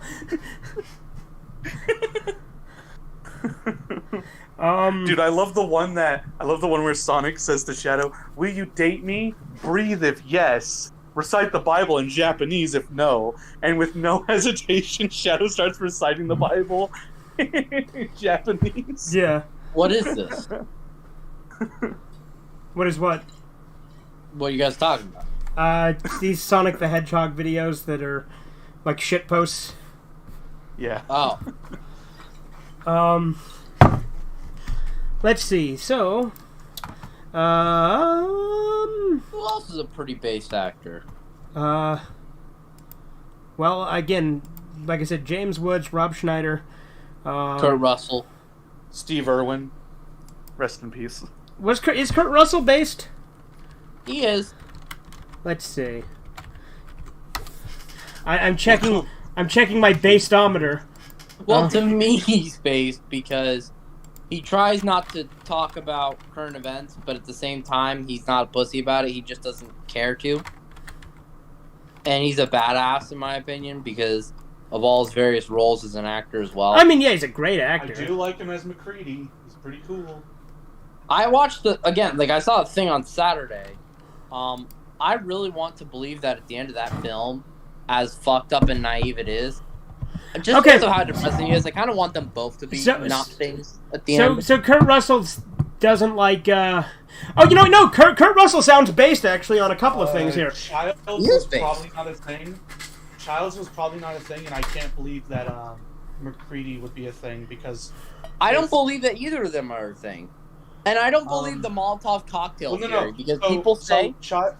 So Childs was for sure not a thing because that's put in the game, like that show. Oh, in the game, I never played the game. Yeah, the game is a sequel to the movie. And McCready, I do not believe he was a thing because then the Blair monster would not have attacked him because they would have already won at that point. Well, I'm saying, but do you think he could have been? Not that I think he's a thing. I don't think he's a thing. But do you think that like maybe after he blew him up, some of the residual, like, you know, like how like when the Blair monster got exploded, do you think like maybe one of the exploded organs could have landed on him? It's certainly possible that could have happened, but severely unlikely considering that it blew up. Because if it blew up, that would imply that the fire, which oh, that's right. Sorry, Ree, I didn't finish that thought. Yeah, the only speedrun I've done on my channel, and it wasn't even for a game. It was for one level. It was for the Great Mighty Pooh on Conker's Bad Fur Day. That's the only thing I've speedrun. Who do you think infected Blair? Do you think it was Norris or Palmer? I think Blair was infected. Probably. Because a lot of people say that the first person that the dog went to was the first person that was infected. Yeah, like in that little silhouette, which would have been Palmer. But to me, that shadow looks like Norris. Yeah, it's not supposed to look like anyone though, because it's literally they use like it's legitimately a different actor. But also, that would have been the only time that Palmer could have been infected was then. But no, hold on. Before we continue, because the guy that used for the silhouette, the image that the dog going to is Dick Warlock. Isn't that just a fucking awesome name? Yeah. Dick Warlock. Yeah. So, you were saying though? Yeah, that would have been the only good time for Palmer to be infected. Although it's very likely that Palmer and Norris would have been infected at the same time. You think they were both Norris couldn't have been infected there because Norris was off doing something else with Blair. What about Chuck? Well, you've accounted for Norris, but what about Chuck? What do you mean? Chuck Norris. Hey! It's a dumb joke. Yeah. No, Chuck would not let the thing assimilate him. He would assimilate the thing. No, he would assimilate the thing. would it become assimilated to Chuck Norris instead of the other way around? Mm-hmm. Yeah, Chuck exactly. Like the thing would have been a Chuck Norris stand. I wouldn't mind being assimilated by Chuck Norris. Wouldn't mind being like a Stephen Norris. Simp. No, it's Chuck Norris. It's Chuck Norris. Simpler. No. Sounds like he wants to be vored by Chuck Norris. Hold on. Okay. Check it. It's Chuck fucking Norris. Okay. And? At the end of the argument? He is the exception to the rule. No. Possibly, yes. On Touched by an Angel, girl makes cartoons about her dad and says it's just a joke. Dad and his forces go on a jihad and try to shut her down, but the supremacists take the jokes. It's cheese soup. I genuinely think that there would have been a time where Palmer would have infected Blair when he was still locked inside the closet. But the supremacists take the joke serious and bust up the temple. Imagine if I told a joke about a guy getting butt fucked and the gays took it serious and went around butt fucking innocent people. Same logic. I mean, they already do that, right? Actually, you know what? I wouldn't be assimilated by Chuck Norris just because I don't want to lose my hair. I like my hair. Can't believe after all these years Chuck is still here. I hope Chuck never leaves us. I wish he was immortal. I think it's fine if he leaves us, honestly. Like, well, wait a minute. Chuck Norris, I really like Palmer him, got but... to Blair in the tool shed. Huh? You think that Palmer got to Blair in the tool shed? Yeah. Do you think he also sabotaged Blair? Wait, hold on, you guys. Go give him food. Did you guys know? No, Norris would have sabotaged the blood, because when Windows drops the keys, when he's Palmer and everyone else runs out there, and then that would have been the perfect time for Palmer to go over there, grab the keys, sabotage the blood, and then put the keys back. Did you guys know apparently Chuck Norris is actually based? He's always been based. I did not know that. He's anti-gay. Yeah, I said based. Anti-gay. He just doesn't approve of. He's really like, gays should not exist. I'd need to see proof on that. Huh? I'm sure you could find it. Like, if he's against gay marriage, that's one thing. You know what I mean? I mean, look. Here's where I draw the line. Gay is fine because gay is. I mean, yeah, it's a choice, but it's not a bad one. It's not like being trans where it affects your biology. Being gay is gay. I don't really care. But that's besides the point. Chuck Norris is sick. The only thing I see is that in 2012 he didn't want gays in the Boy Scouts. That's the only thing I see. Well, I mean, I don't know if maybe he thought to himself in some weird way. Here's the thing. Let me say this. Even if he's anti-gay, I don't care. Looks like a lot of the things here, he seems pretty based. No, yeah, I know. If he's like super anti-gay, then whatever. I can deal with that. He's based. I'm willing to overlook that for how sick he is. Also, he was in Invasion USA, so no, I haven't seen a single. Seen that movie, huh? I've never seen a single Chuck Norris movie. If you've never seen Invasion USA or Lone Wolf McQuade, then you've never truly lived life. I'm just gonna put it that way. Okay. But anyways, no, like, you have to see Invasion USA. It's sick. He blows up a Russian terrorist fucking point blank with a bazooka. And, like, dual wields MAC-10s and kills terrorists on Christmas.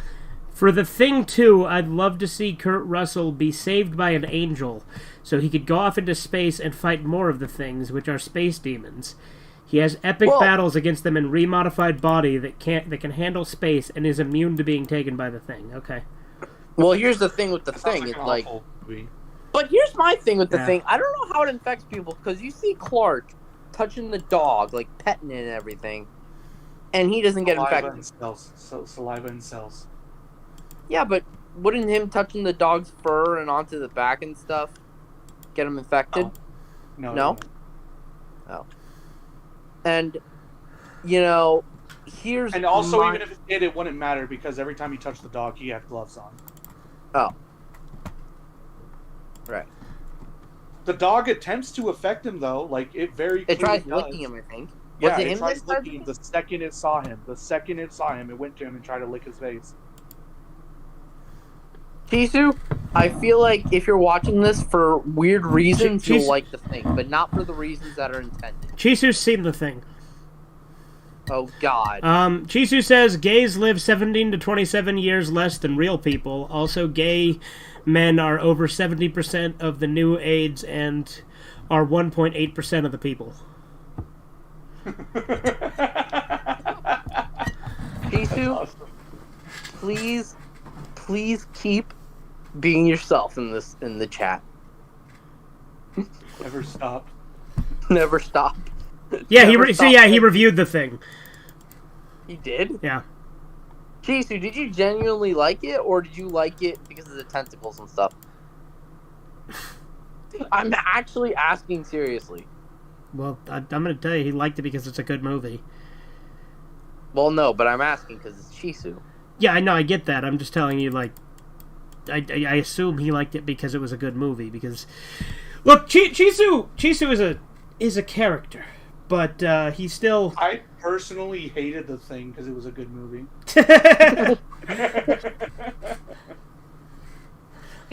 By the way, Too good, I hated By the way, I like the picture I have on the screen right now is the racism speech from Y2K. It's only the beginning of it, so you don't get to see the whole thing, but I put that up on the screen. I never saw the prequel.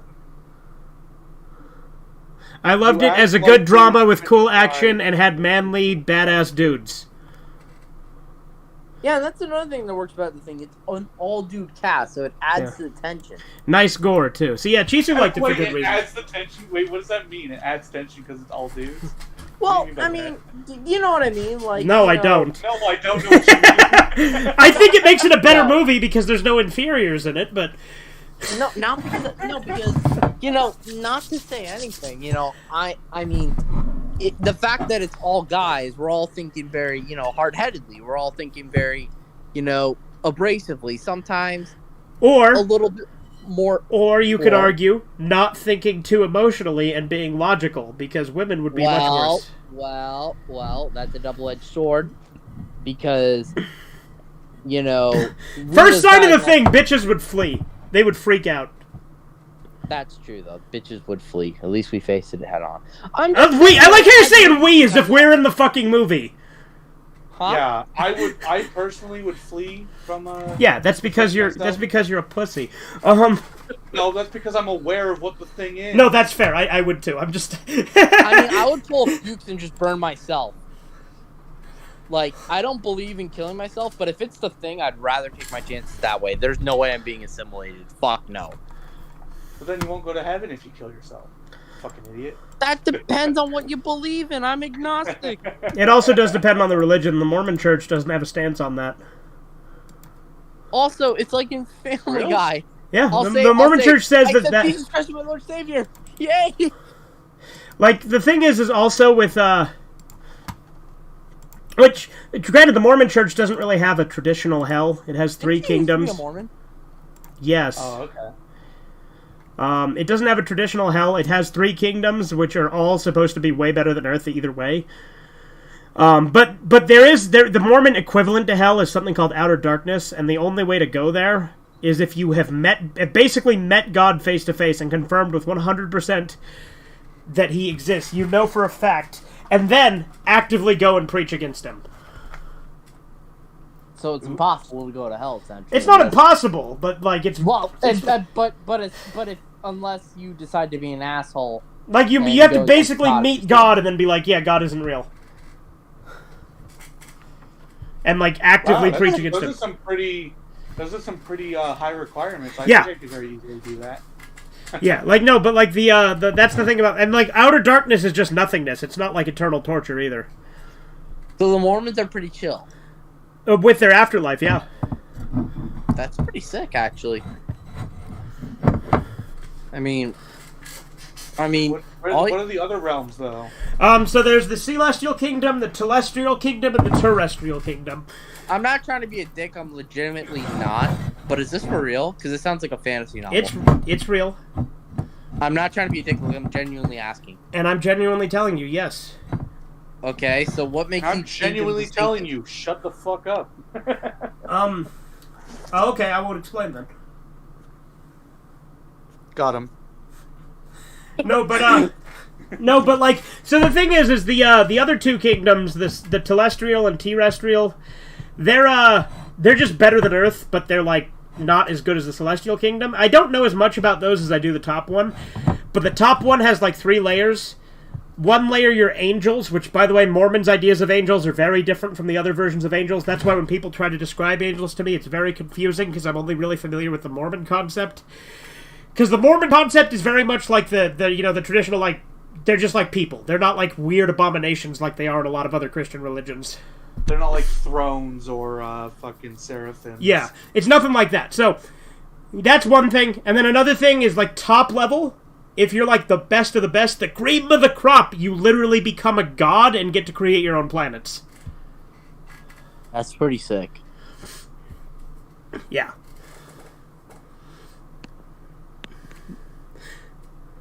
There are people who died and got better and went to hell and saw demons. Yeah, I know there's a lot of crazy shit people see when they die and come back. But do you believe it when people say they have these experiences with, like, the afterlife and shit? I mean, I'm open to the idea. I think it's also possible that you believe hallucinate because you're close to death. But Exactly. I think that both, like, but I'm not going to completely discount it. You know what I mean? Yeah. Like, because I do believe in God. Well, I believe that there is a God. I'm just agnostic to, meaning I'm open to whatever God ends up being real. Does that make sense? I believe in a God. I do not believe in heaven. I don't like the idea of believing in afterlife because I don't like the idea of thinking that this plane of existence is just waiting to get to the better life. I think that this is the heaven. Okay. Like, I don't know if Seraphim that are said sounds to be odd. dragons? Okay. Seraphims are I not don't know if dragons. They're massive heads and wings. I want Who to get said to this? heaven where you Chisu? fly a dragon, though. That'd be pretty sick.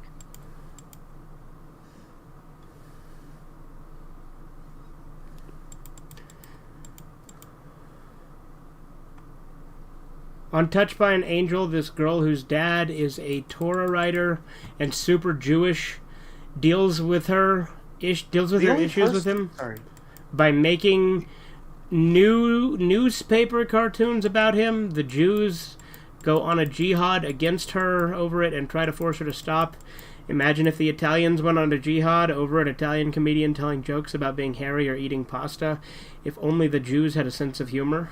Well, now there's going to be an out-of-context clip of me saying if only the Jews had a sense of humor, but nobody's going to make that clip, but... Nope, I'm literally making it right now. Hey, boys. I know this video is anyways, titled Steven, but I am heading out. Alright. So, something I will say, though, is that with this Seraphim are said to be dragons, the only thing that's ever said to be a dragon in the Bible is Satan. Uh-huh. So that's just The wrong. dragon? Wait, what? Book of Revelation. The dragon with 6 heads wipes all the stars out of the sky with its tail. With its tail. Did you not know about that? I knew about that. I did not know about that. No, dude, the Book of Revelation is cool. It's like the best... It's all the payoff that the Bible sets up. Yeah, it is. Like, in all honesty, like I said, I much prefer the Old Testament over the New Testament, but the Book of Revelation is so good. Holy shit, though. I mean, yeah, if the Book of Revelation has a fucking dragon Satan, that sounds pretty awesome. It's also got the apocalypse. That dragon gets slain by Michael too, which is also pretty cool. It's also got the Whore of Babylon. It's got a lot of cool shit in it. Damn, that sounds pretty damn good. I haven't actually read it. I just know bits and pieces of it. I'm reading the Bible still currently because I've never read it in its entirety. I'm still on Exodus. It's been a while. I listened to a little bit more of it today. All right. Well, listen, guys, I'm a bounce. Okay. Well, thanks. I'm gonna try to get at least 2 or 3 hours of sleep. It's currently 4 here, so. Oh, that is a good point. And Satan was a fallen angel, is what Jesus said in regards to, But Satan wasn't a seraphim though. He was a throne.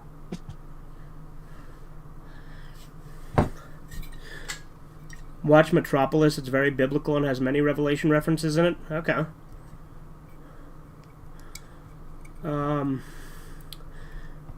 The Freemasons didn't allow Catholics because they follow Yahweh and they don't. Yeah, but Mormons were in the Freemasons. Like, Joseph Smith was a Freemason, and he still... Like, the Mormon Church still believes in the same God as any other Christian religion. I finished reading Leviticus. It's got good things to live by. Okay.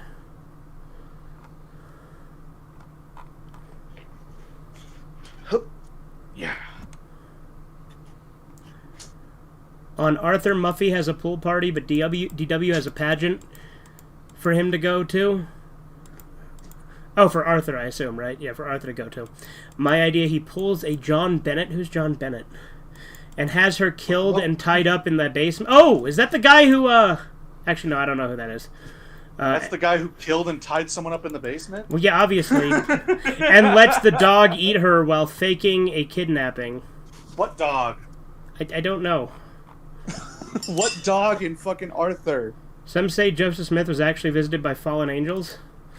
No, I'm sure there's people who say that. Like I said, yeah, there are some people who say that, indeed. That is right. Instead of seeing God, they say it was a fallen angel. I could see people saying that if they, like, you know, discount the Mormon Church as, like, a evil thing or something. What was I going to look up? Oh, yeah, John Bennett. Who the fuck is John Bennett?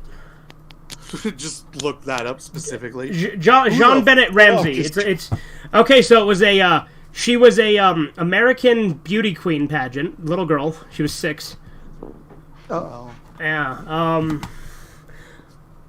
And who's she killed by?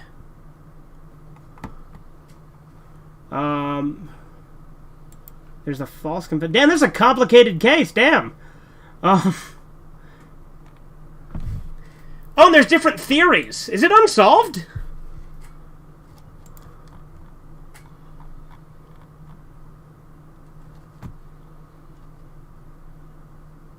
Holy shit, I think it's unsolved.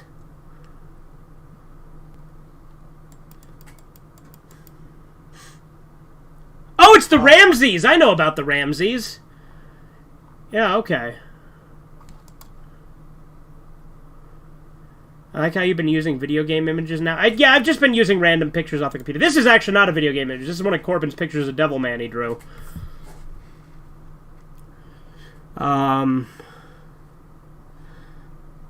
Idea for Mega Man X game. Reploids turn Muslim and overload their power cores to go on a jihad at Reploid churches. Okay.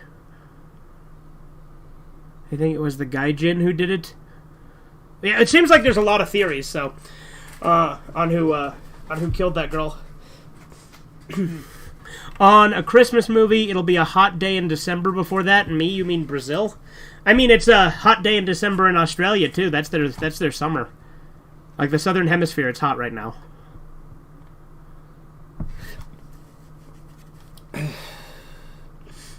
It's also spider season in Australia, which would be awful. They have a season for spiders. Yes, they do. That's the fucking, of course, Australia would have a fucking spider season. Because redbacks. I don't. That's the Australian Black Widow. It's like twice as toxic as an American Black Widow. It's pretty bad. Oh, of course they would have a Black Widow that's more poisonous. Yes. More venomous. Yeah. This is crazy. This is crazy. Like, you know, every time I think I've learned enough about Australia, I learn more things. I'm surprised you didn't know about a redneck. Or a redback. A redneck. I've heard of a redneck before. Come on, man. I like how a running dog is shown during the first scene of Arthur's theme song. Okay. Nuke Australia? Okay. Oh, that dog? Is that what you're saying? That dog eats? No. Andy was mentioning that it's completely unrelated. It's just Andy pointing out random little factoids.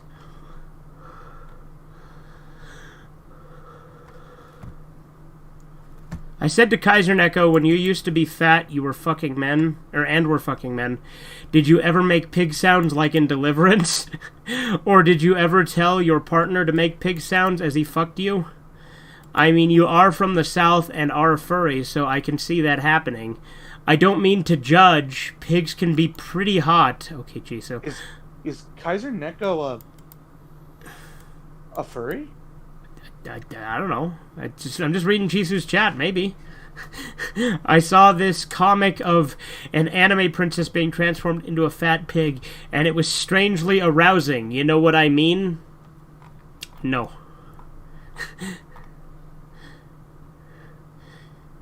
I'm pretty sure Kaiser Neko has you blocked in every way, shape, and form, Chisu. He probably isn't able to get your messages anymore.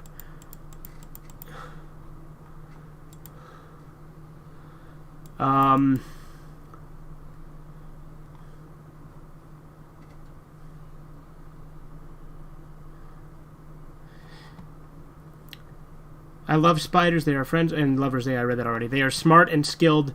I read that already too. That's right. On Touched by an Angel. No, I read that too. Yeah.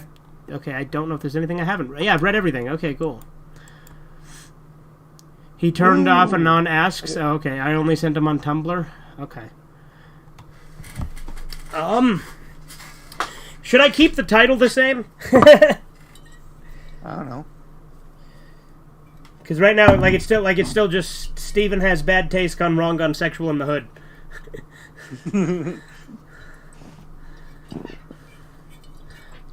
Real quick, I'll just mute, but I'll be right back. Okay.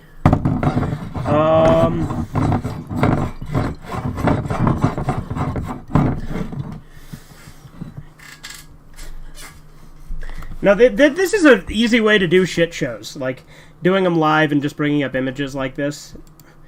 Very much simpler than having to edit and upload them.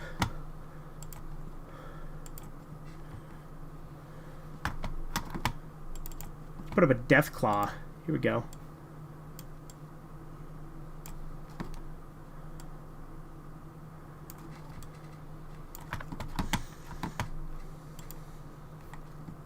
On The Good Doctor, this couple used fertility products and had 6 babies, so they had to deliver them before finishing, and some had issues, but Dr. Glassman complains about them not selectively reducing a few.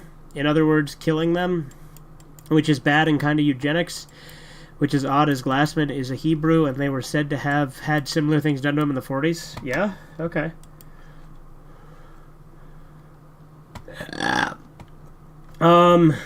Let's see. What else? Some milk. The table.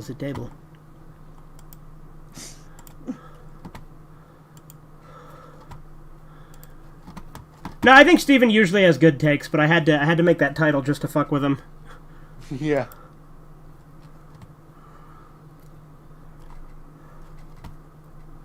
I really didn't he seemed to abandon defending Spiral and just start attacking saws that I've watched, but I would say I'm less familiar with than you are. Yeah, no, that was weird. Because the whole reason because we were arguing off stream first, and then I'm like, well, let's make this content because everything is content, right? Yeah. And then he just kind of ditched the argument and just started shitting on the other Saw movies rather than defending that one.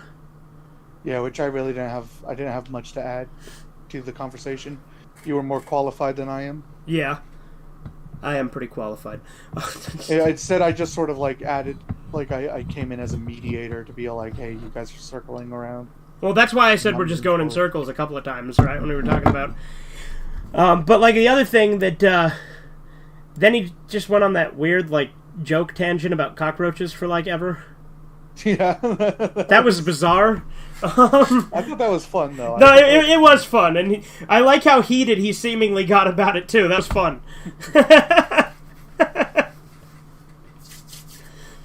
And here's the thing about just picking up a cockroach and putting it outside. There's, 100% chance that it's moving back in. Yeah. Bugs, there's a chance that they'll move back in, but it's not 100. But with cockroach, it absolutely is 100%. Yeah.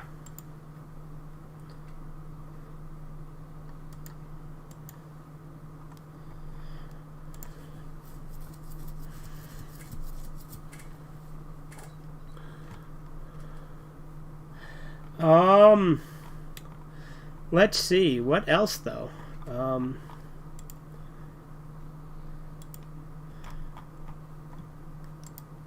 So I've been playing through Area Zero, like throughout this entire stream, right? And I gotta say, it's actually kind of fun that you get to walk around with all the three people that you've made friends with throughout the regular journey. Okay. So what, Nimona, fucking Arvin, and then some other one I probably haven't met yet, or have and don't know? You have and don't know. Okay. Oh, by the way, I found easier ways to get stones, so we could stop worrying about trying to get the Pokedex thing. Oh, okay.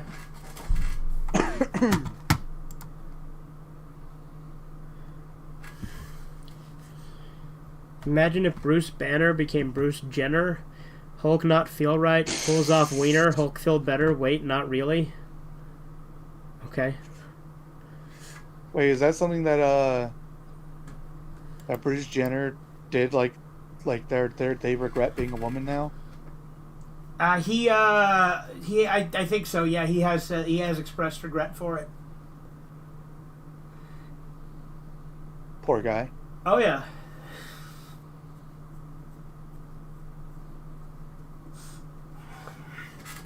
Before anyone accuses me of misgendering anyone who might be watching this stream out of malice towards Fugitive Red Eye, I call every gender guy. And he typically uses they when he's talking with me because he doesn't want to get shit for using the preferred pronouns, but doesn't want to get shit for using the proper ones either. Like, I've noticed that. You typically use they when referring to trannies when you're talking with me. Yeah, I do. You do know you could call them whatever you feel most comfortable with, and I don't give a shit. That's what I feel most comfortable with. That's fair. Genuinely calling them they. Because, unlike the left, I don't believe in imposing my speech and values, because, again, I refuse to give in to trannies' delusions, but if someone's going to, I'm not going to force them not to.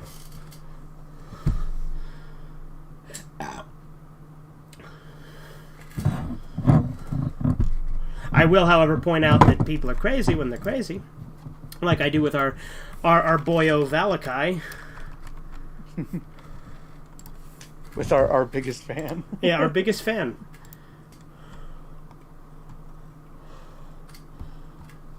What the fuck kind of angle is this? God, the game really does not know how to put in an angle when you're in battle with wild Pokemon. Oh, yeah? Yeah, it just doesn't know what the fuck it's doing. Literally, the angle I have, like, the camera is, like, way up in the fucking sky, and I could only see the thing I'm fighting. You know who must swear the most? Italian rappers? Motherfucking pizza, cocksucking pasta, butt-fucking slave? Pizza, pasta, put Mouth it fucking in master? a box. Pancakes, hot cakes, sweet potato pie. Oh, I'm gonna eat and eat and eat and eat and eat until I die. That's fun and fancy free. Which is an old Disney VHS that I used to watch a lot as a kid. And it's that one song that talks about how if bears fall in love, they slap each other, and it's like they smack the shit out of each other. It's like, when a man falls in love, he will whistle. When a puppy falls in love, he will yap. But when a bear loves a bear, there is nothing to compare, 'cause when a bear loves a bear, he will slap. And it just shows him smack the shit out of the female bear. Like, granted, they slap each other back and forth, but still.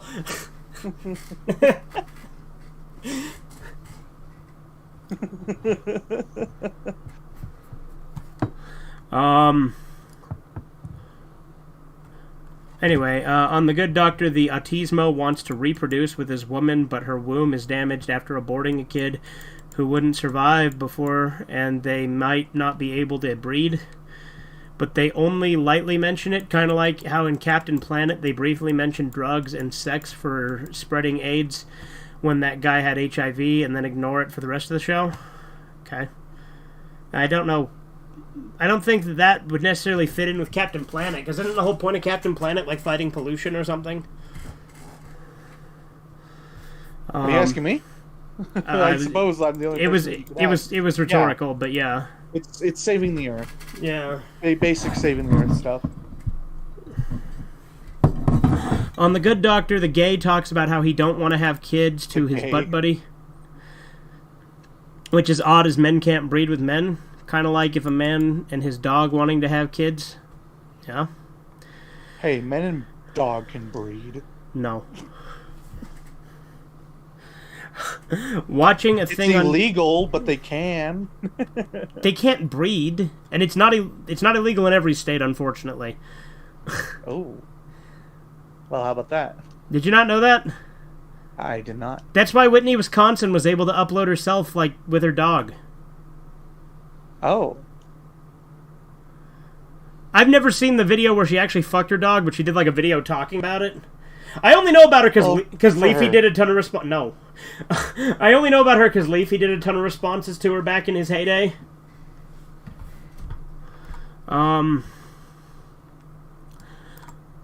Anyway, watching a thing on Tesla. Apparently was born at midnight during an electric storm and claimed he got messages from space. This is turning into a weird manga. Also, his rivalry with Edison.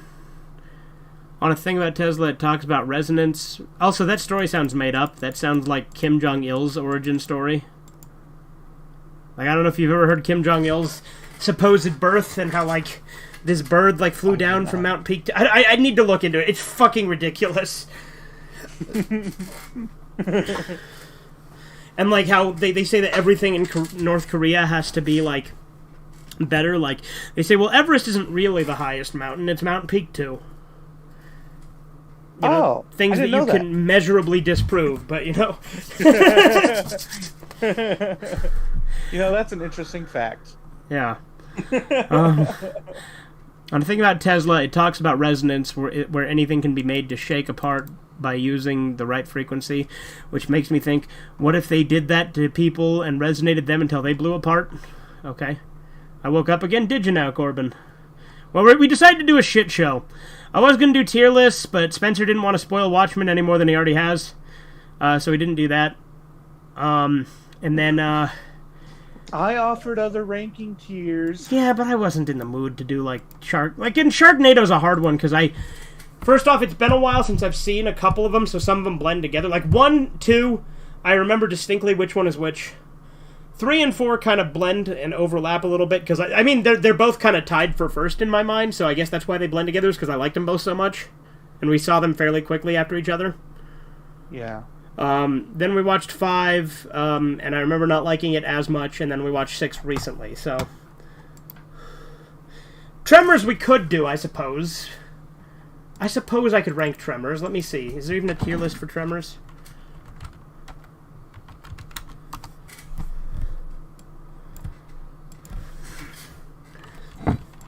Because, you know, I could do a Tremors one. Do your in-depth reviews for them as well. I'll be here. Well, you know, when I say in-depth, I'm not meaning like that. Well, I'll give my reasoning if that's what you mean. Well, you know, just talk about how good it is. I think that's the show there. One of these is the show, and one of them is Tremors 3. I can't tell which is which. Or no, that's the show. I think. These are hard to read. You're hard to read. Got him. I'm going to zoom in. How does it feel to be so thoroughly roasted, dumbass? Okay, so... That's Tremors, the complete series. So that's the show. Then 1, then 4. What the fuck is this one? That's 2, I think. Then... I think that's 3. Yeah, that's 3, because Back in Rejection is 3, right?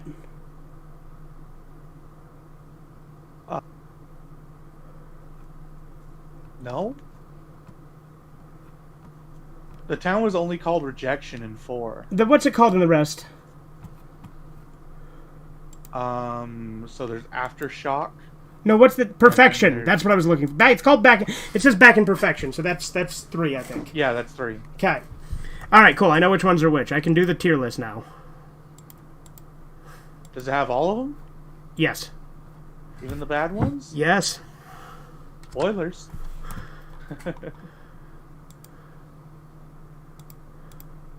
And then I suppose to do the rank, like, just make all of them, the number them. One for each movie, and then number them. But the thing is, there's 7 movies plus the show. Yeah. I'll just do the tier. I'll do tiers. That's fine.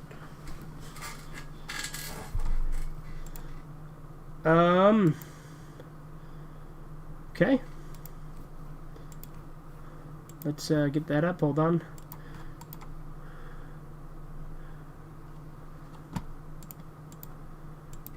I guess just make a point to put them in order. Yeah.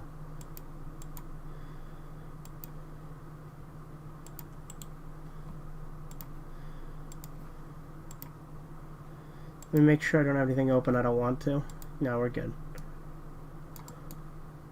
Talk about taxes and bills? Yeah, that'll make it real interesting. I haven't got my W-2 yet, so I can't do my taxes yet. I don't think you can get them until January. after the year's over. Yes, exactly. That's the point. Accidentally That was clearly not the point. You're making shit up. No, that's what I know that. I know you can't get them until January. Because you have to have the full year to file.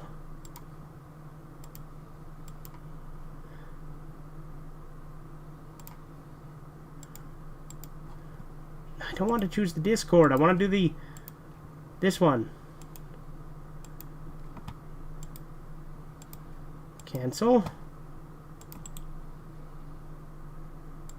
Hang on.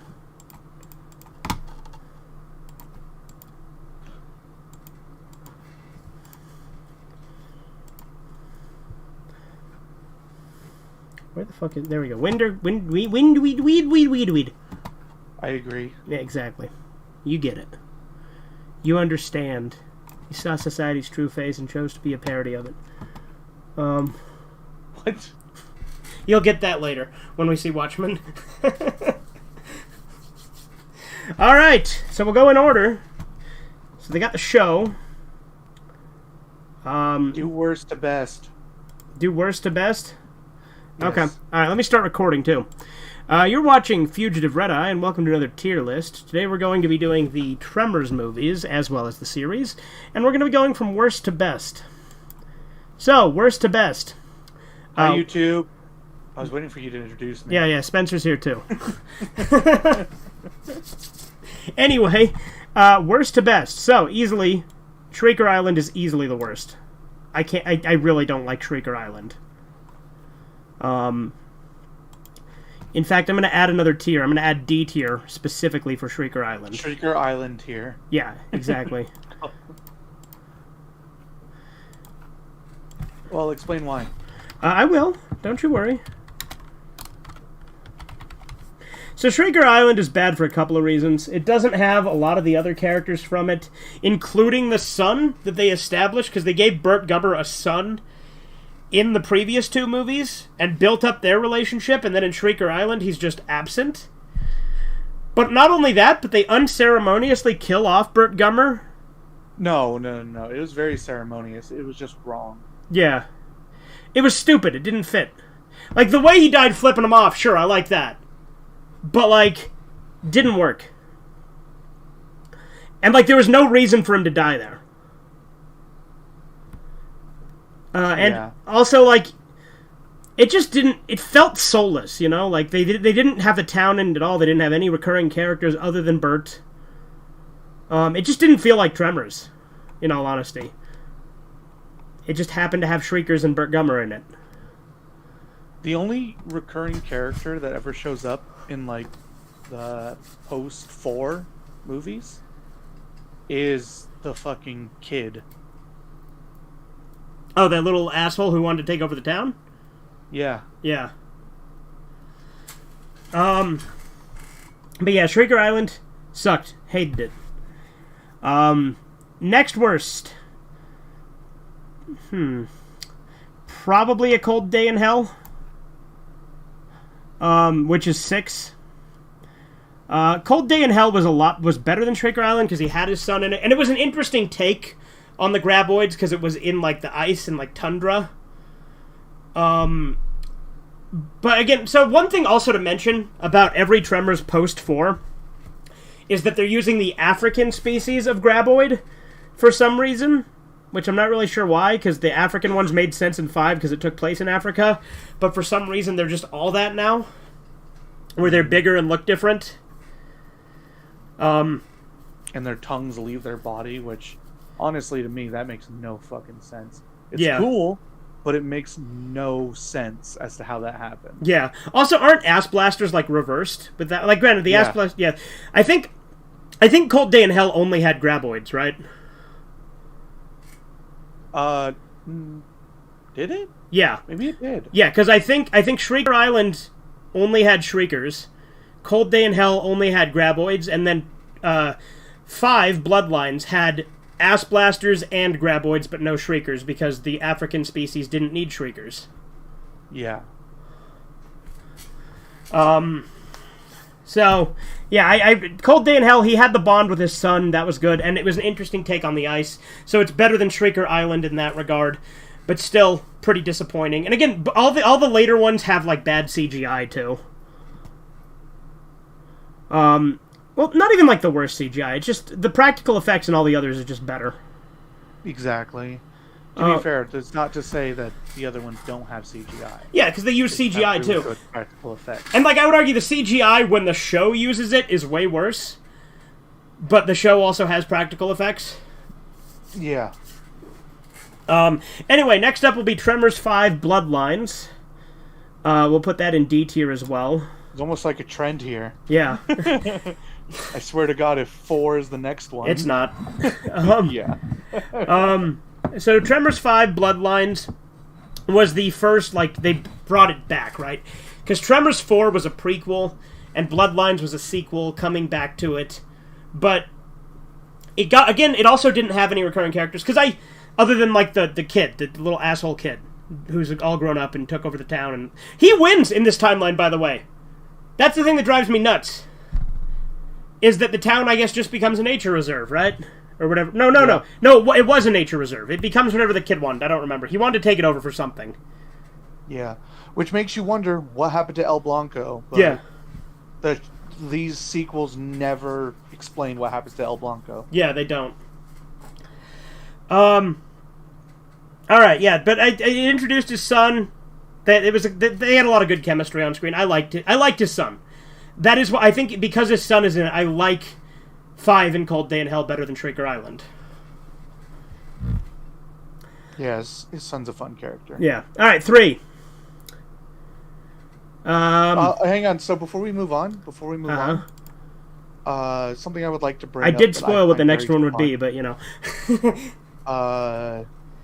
So yeah, I would like to bring up the fact that I really like the interaction with him and his son using the remote control car. And how his son's just like all praising him for being such a like genius to come up with this idea. Yeah. And Burt Gummer just completely takes credit for it. Yeah. Good stuff. Oh, you know another thing? Burt Gummer has like I know that the show may not be canon, but I'd hate that it's not. I would hate that if it isn't. But like his like friend from the show never appears in any of the sequels after the show, because the show takes place after 3, and then all the sequels that take place after the show don't acknowledge any of the characters from the show. But yeah, 3 is the next one. Tremors 3 is fine. I don't know. Should I put it B or C tier? You think? I would put it in B. Yeah, I like C. Yeah, I like 3. I like 3 too. I just think it's the least interesting of the original series before like, you know, pre 4. Like granted, 4 is still pre 5. Like before, you know what I mean. Before they started doing CGI. There's the whole thing with El Blanco, which I really like. There's the whole thing with Burt being eaten. And honestly, I think, in all honesty, it's 3 that establishes Burt as Burt. Because, like, Uh, the thing is Burt Gummer was not the main character in 1 or 2. But I feel like 3 established him as the main character. yeah. So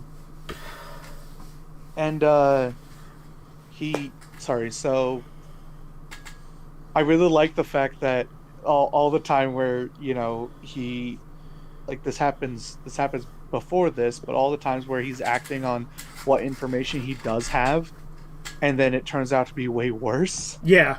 And 'Cause, 3, like, 3 has one of the best blows examples of that. When he blows up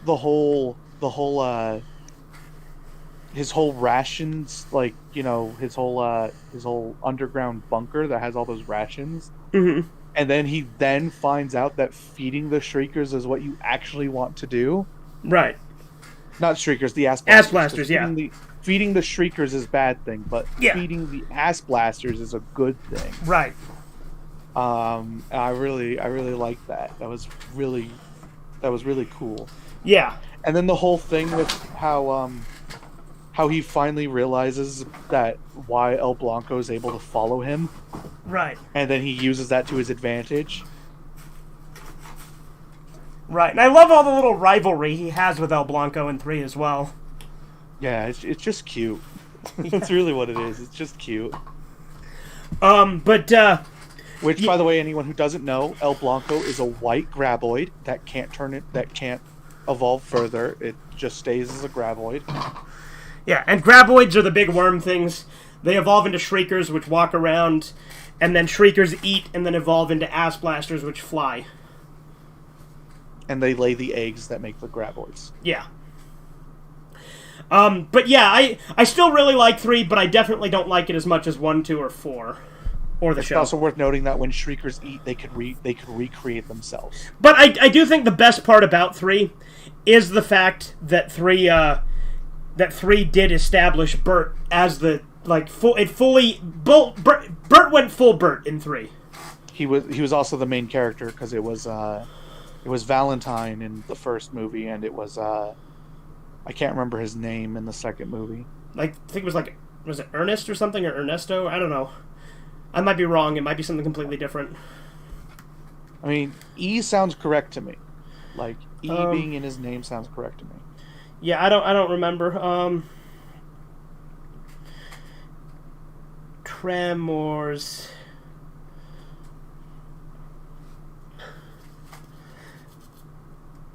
The best friend of the main character from the first one is main character in 2, is what I'm getting at. Yeah. Earl. Yeah, Earl. Earl Bassett. That's his name. So yeah, but three's still good. But anyway, next one. All right, now this one is this might be a hot take for you, Spencer, but Yeah, I know. 4. Yeah, because we've always disagreed where 4 is my favorite and 1 is yours. That's the only time our rankings are different. Is our difference between A second favorite as far as the movies. Yeah. But yeah, 4 is 4 is good. It's a prequel. It is that even 4? Did I put that in the right spot or did I fuck up? Like, is that 4? That's 4. No, that's 2. Hold on. See, it's I gotta zoom in because the text is hard to read. So this is 4. So right here. Anyway, I like 4 a lot. It's a prequel. It exclusively has graboids in it, but they're like baby graboids called sand dragons, I think is what they call them. Yeah, they get bigger though. Yeah. They're not always babies. Yeah, but like for the beginning of the movie, that's how they are. And it deals with the town like being founded, and Burt himself isn't in it, but his ancestor is. But he's a very different character. Where he's Hiram Gummer. Yeah, Hiram Gummer, where he's like posh and like non-confrontational and kind of wimpy in comparison. But then by the end of the movie, he goes full Burt too. Yeah. Like he evolves into Burt Gummer, even though he's his ancestor. Played by the same guy, by the way. He's still played by Michael Gross, who plays Burt Gummer in the entire series. But yeah, I like 4. It's a prequel, but I don't like it as much as 1, which is the next one. 1. And I'll put 4 in A tier. I'll put 1 and 4 both in A tier. But 1 is great. It's the one that started it all. It's, the story of the graboids coming and people dealing with them. It has Valentine in it. Who's he played by? He's played by someone big. Who was it? Bacon? Kevin Bacon, that's the one. And it's the only one that has him in it. He gets written out in 2. He didn't want to come back. Right. And I like 1 a lot. But it's not my favorite, obviously, as you can see. But I do like it. Yeah, then whoever plays Earl Bassett didn't want to come back for 3, so then at that point they're like, Burt Gummer, main character. We'll just make Gummer the main character. Which they should have just done from the start. Burt Gummer's the best thing about the series. But, alright. 2. S tier. Now. Well, hang on. Yes? You didn't really go far into 1. I don't know what else to say about it. Well, something that's really cool is that the characters make smart decisions throughout the entire movie. Right. And the graboid itself evolves as well. And that's something that's really cool about the graboid. Right, yeah, like it learns from... is that they learn, and they learn fast. Mm-hmm. They do, yeah.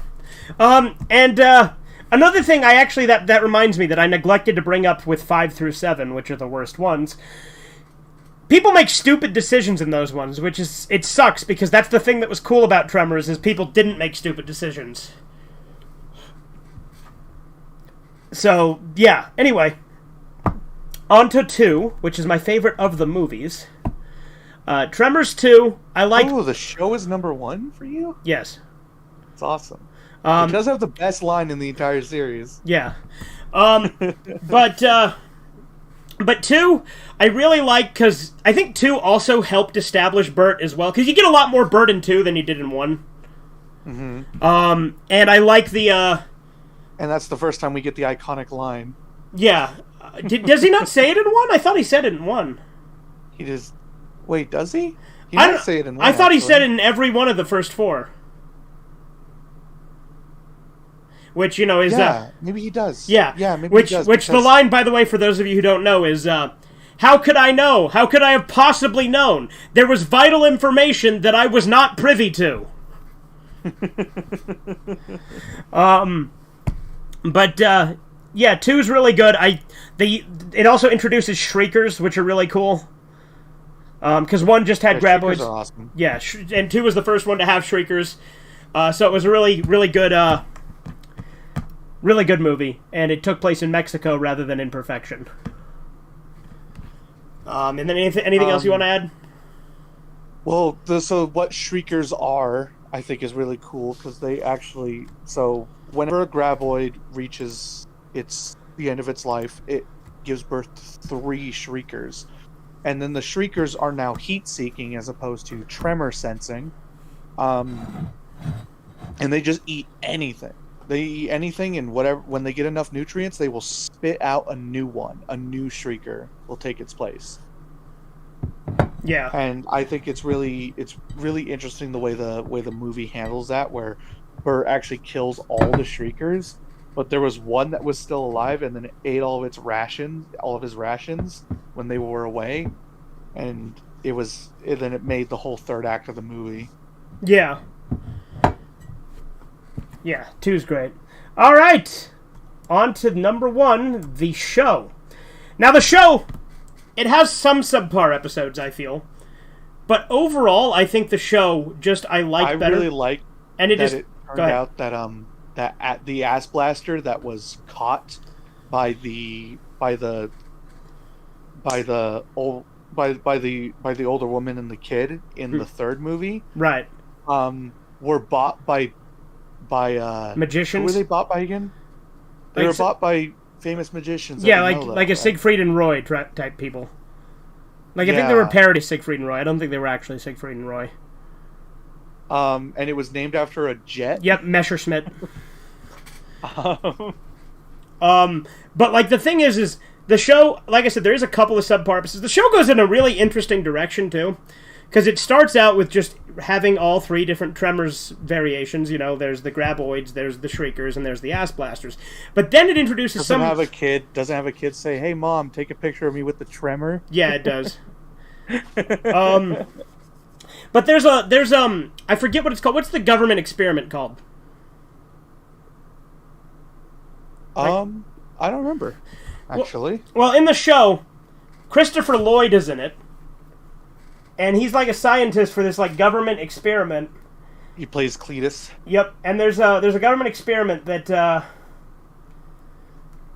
has like all sorts of like secret mutations that they were making, and those start escaping too. I'm gonna look here. The show was shafted pretty hard by whichever was airing it. Sci-Fi. Yeah. Because the first episodes they were aired completely out of order, and the first episodes that were aired were these episodes that focused around these other things. So when people tune in like expecting to watch a Tremor TV show, they don't see any of like the Graboids or the Shriekers or anything like that. They see a completely new different thing. Which I think the show sets that stuff up pretty well if you watch the episodes in order. Yeah, it's Mixmaster. Mixmaster is the name of this. Mixmaster, yeah, that's it. Where they're making all sorts of like super weapon creatures that escape.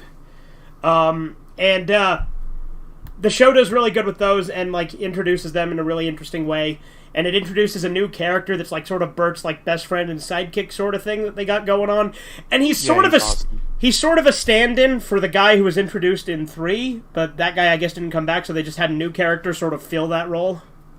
Mm-hmm. But I really liked the one from the show more. I can't remember his name. I think it was Woody. Wasn't it Reed? Was it Reed? Hold on. Was it not Reed? I have the fucking show's like synopsis pulled up here. I can just look. Tyler Reed. It's Tyler Reed. Yeah. Yeah. Great character. And the other thing, something that carries the show a lot is there is one episode in particular, which is my favorite piece of Tremors media overall, and it's called... A Little Paranoia Among Friends. Yeah, A Little Paranoia Among Friends. It is such a good episode. Because they have to go to this town and stop the Graboids, but everyone in the town is like paranoid of the government. And so then Bert has to... thinks Graboids are a government conspiracy. No, don't they think they're... I think they think they're aliens.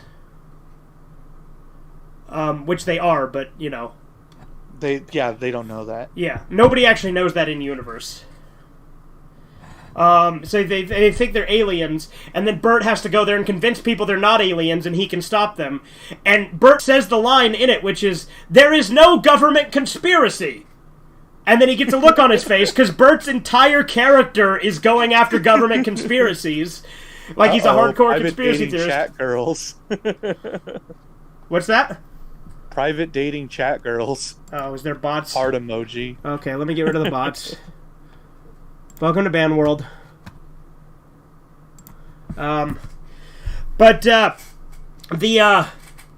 episode really carries it. I also think Shriek and Destroy is a really good episode. Because like they have like a bunch of like old like guns in this like museum that they use to fight the Shriekers at the end of the episode in this epic standoff. Yeah. The show just overall is great. Like I said, there's a couple of episodes that are subpar. There's even a couple episodes that don't even have Bert in it. But overall... Yeah, the later episodes because he got hurt. Yeah. And I think that the show overall is really good. And I think that Tremors just works really well as a show, because we get a lot more Bert in the show, too. Like, part of what I love about Tremors is Bert Gummer, and I think the show really does shine with Bert Gummer, because he's the main character, and there's so much more of it than there is of just the movies with him. Alright, there's one thing I would like you to bring up. There was one moment in the show when we were watching the show.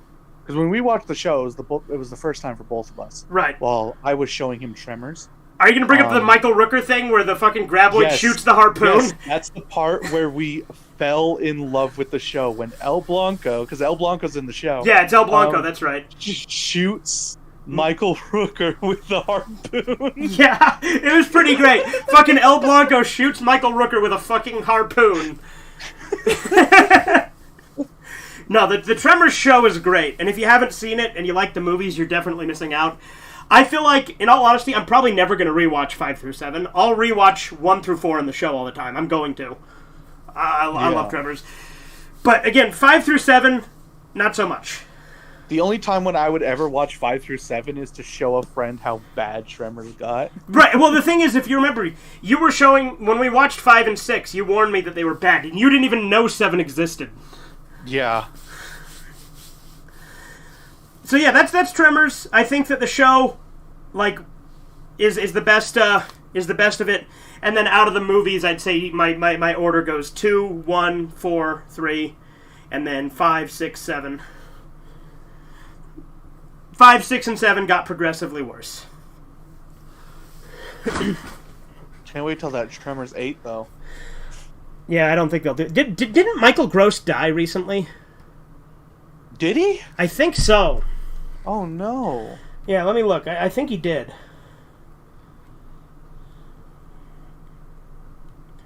No, he didn't die. Okay. Thank God. I was mistaken. He's 75. He's still alive.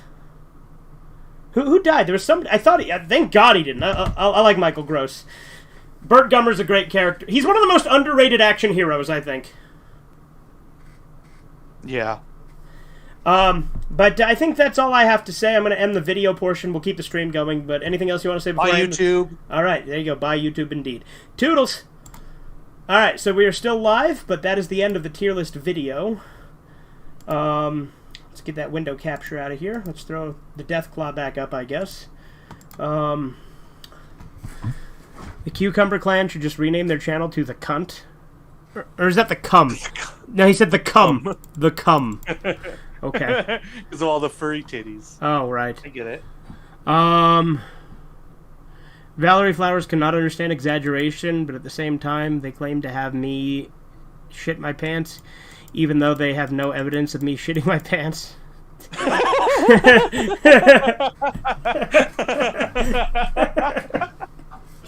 Dude, you forgot to say the Valerie Flowers cannot, and then even though they have no evidence. Okay. My bad. I didn't read it properly. I didn't enunciate the way intended. What they, them, and the media don't want to admit is Elon has done more for human rights than that Kaepernick malcontent. Well, yeah, obviously. Let's see. Idea, edit the scene in Willow where the guys get turned into pigs with a clip from Deliverance where the redneck says, he kind of looks like a pig. And then the screen says censored and we hear audio of him boning the guy and saying squeal like a pig. Okay. I hear for Willow 1, the scene where the people get turned into pigs had issues filming as the pigs kept trying to bone and the producer had to hose them off to stop them. Is that true? Which... By the way, I don't know what Willow is, but I don't really care. We haven't seen it yet. We have it in our list of things to see, though. Okay. Is it good? I like it. Okay. Which, imagine if they didn't after the people got turned into pigs, started boning. Okay. On the Great Canadian Bake Off, it promotes negative stereotype that men who cook are queer, which as proved by Colonel Sanders and Chef Boyardee is not true. There was a real Captain Planet episode where a guy got the AIDS. Yeah, I know. I just think it's weird that it fits in, you know what I mean? Like, I think it's a weird choice. But then again, I guess AIDS was like a big thing back then, right? So, idea, like, and I'm not saying that it's not big now, but obviously, like, that was like when it started to, like, spread a lot. Yeah, there was a lot of AIDS fear back then. Yeah. Let's see.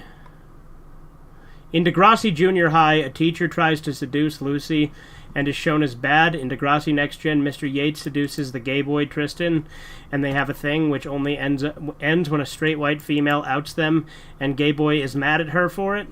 Kind of shows the difference between queers and real people. Okay. No one complains that Clash of the Titans doesn't have Greek starts, but they whine that the gods of Egypt doesn't have enough Egyptians. Okay. So I was talking with my Yu-Gi-Oh buddy, Moses, and he said a TikTok video Luffy says the N-word was blocked. It's a clip of One Piece in Japanese where Luffy says what sounds like it. The thing is, Moses is black, so a black guy can't post a video about the N-word. Is rap going to be banned now? Okay. Assuming he was saying, like, run. Because, in Japanese that, nigare da yo!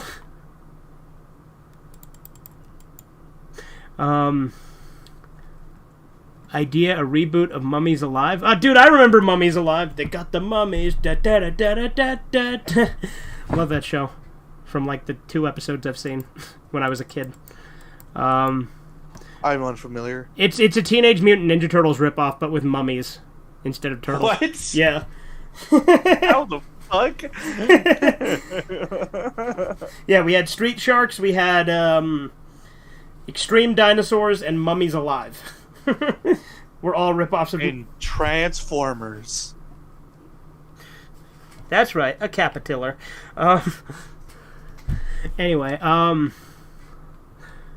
Anyway, so it's a reboot, but like how Party of Five made a Mexican in the new version, they make it Hebrew-themed, like following Yahweh instead of the Egyptian gods, and various demons instead of Egyptian monsters. Okay. So people say the Republicans freed the slaves, but the parties were switched back then, which is interesting, as Hitler was big on assisted suicide, gun control, forms of socialism, forms of gayness. Forms of gayness, I agree with that, like the rest of it, but Biker Mice from Mars, yeah, that is another TMNT. Battletoads, yep. Censorship, big government, animal rights, Muslims, drugs, sterilization, being against banks, Israel smokes, booze, meat, free speech, Christianity, which is pretty much the left now, yeah. Stone protectors, I don't know that one. Alright, we're caught up. I don't know, do you think that's good, or do you think we should keep going? I don't know, it's up to you. Okay. Yeah, I don't know why I thought Michael Gross died. I'm just glad he didn't.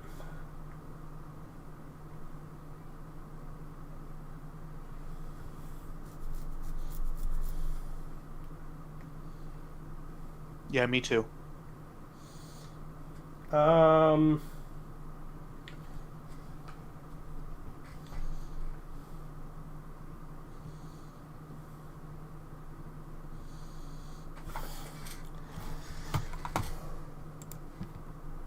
Stone Protectors was like Troll Dolls in TMNT.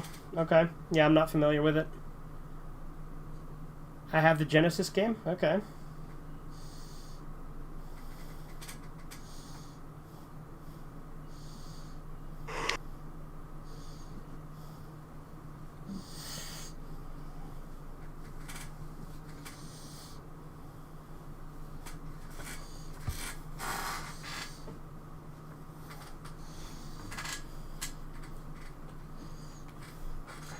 Oh, yeah, weren't they going to do another Tremors show that got canceled? Yeah, they were. I think they were. Yeah, it got canceled in April 2018. It was announced that Sci-Fi had passed on the pilot. So yeah, they were planning another show, but it got canceled. Oh. Yeah. Seems that Valerie Flowers' butt buddies also have no lives, even if some of them claim to, but are probably liars, as I heavily suspect. Okay. Despite Sonic having a reputation for bad games, none of the Sonic games I ever played were as bad as Mario 64. Well, you just have bad taste, Chisu. I hated the camera, the controls were rough, falling in lava, falling off cliffs, hunting for the last coins. I never played Sonic 06, but I don't have a newer console than GameCube. Okay. Worst line in Leslie Nielsen voice? You ever notice how men have dongs in their butts? I can't do a Leslie Nielsen voice very well.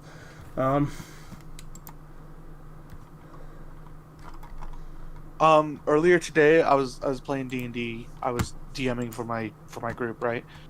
And I wanted to find a picture of a D&D monster called the Gray Philosopher. Just so I could show it to them when it shows up. And when I looked it up, I got a picture of John Gray. Okay. So kind of funny. So here's something that's really confusing to me, right? I went to view the community rankings for the Tremors series, Yeah. and the show's not on the first one I see at all. So I guess they just removed it from the list. None of them have the show featured, I don't think. That's weird. Yeah, what the hell? Like, did they update the list to add the show later on or something? Or do people just not care about the show and just like remove it manually? Maybe they haven't seen it, So they don't.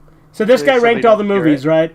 This guy ranked all the movies. Yeah. Like, most people have pretty good opinions on the show, on the movies, by the way, because most people rank 1, 3, and 4 very high, or 1, 2, and 4 very highly, and then 3 they rank decent, but not like as high as 1, 3, and 4, or 1, 2, and 4. Yeah. Then they put. So I'm looking at one that I really like, right? He put 1 in S tier. Okay, fair enough. Then he put 2 and 4 both in A tier, 3 in B tier, 5 and 6 in D tier, and then he created the entire alphabet and put Shrieker Island in Z tier.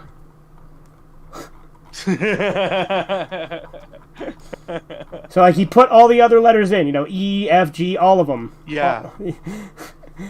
I get you.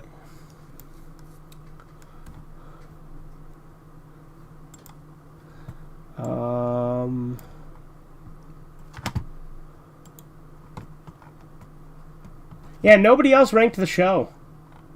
At least in the community ones. Yeah, it's entirely possible that they never seen the show, so they never ranked it. Yeah. And yeah, it's true, I did not make any of my subscriptions private, although a quarter of those channels, I forgot why I was even subscribed to them in the first place. Okay, Andy.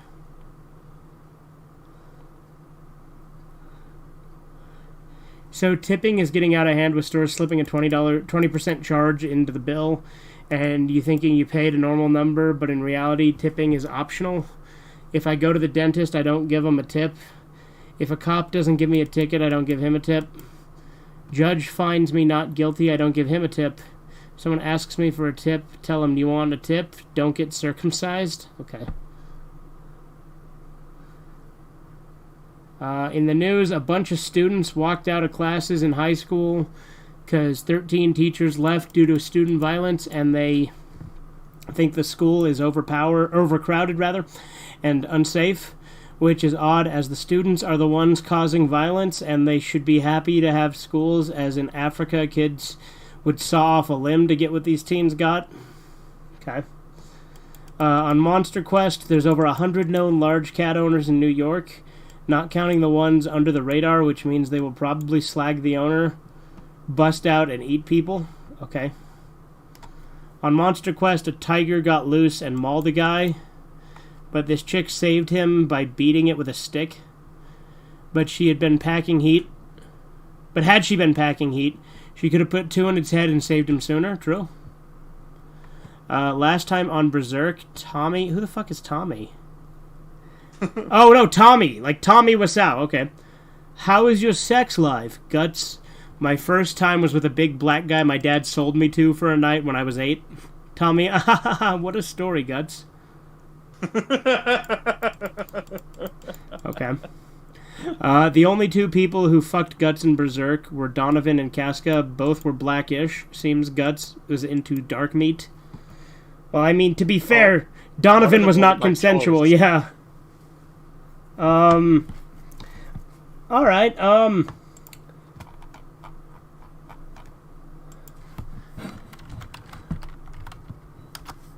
Let's see.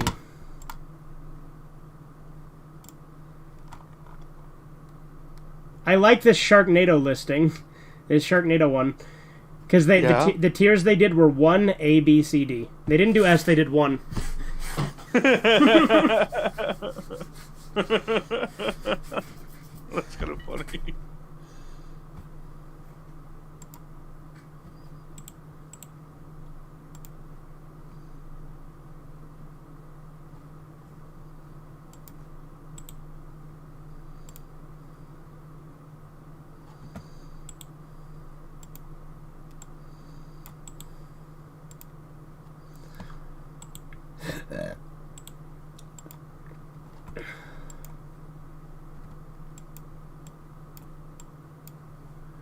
Well, that didn't work.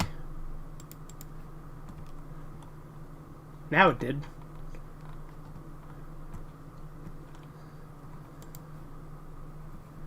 And yes, I'm subscribed to a couple gaming channels. Although I know one of them is a channel that doesn't really upload anymore, except for maybe once a year at best. Okay. Owning a car is offensive as it's the modern-day version of owning a slave, and it's how white people continue their systemic legacy of supremacy and oppressing others. Okay, then. I noticed a lot of Degrassi stars went on to do TV movies like the Hallmark things, which I guess means they had to turn hetero for it after being turned for Degrassi. Okay. Look up fandom, The Last of Us Part 2, empathy. What?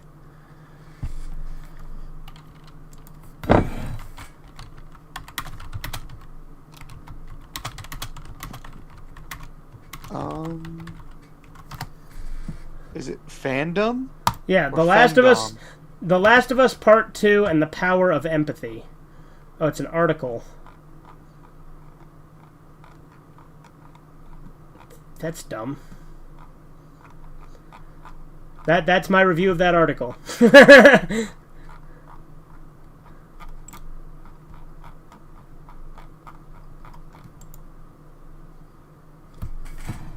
So in the news, backdoor Biden made Inflation Reduction Act, or IRA, which makes sense as he's an Irish. Yeah, there you go. Fucking got the IRA going on now. If you don't know, the IRA is a terrorist group.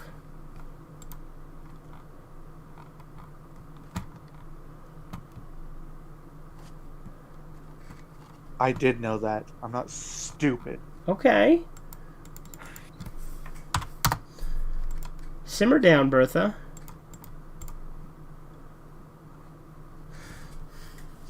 I don't know. I don't know if I have really much else to say, so I'm probably going to wrap up unless you had something to contribute. Hang on. I wanted to see this article. Okay, it's on fandom. It's called The Last of Us Part 2 and the Power of Empathy. Yeah, I'm reading it right now. Okay.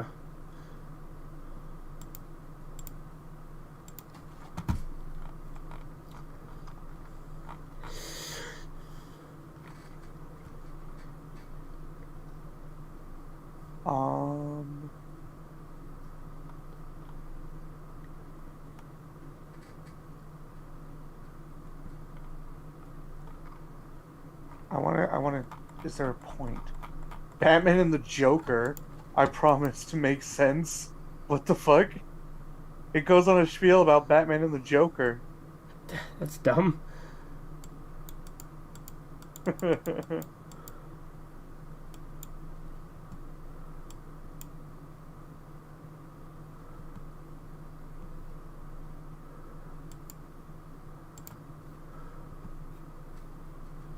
The Last of Us 2 works because it's using the greatest strength of its medium to fully Oh, hold on, a reverse bot. the rule of its...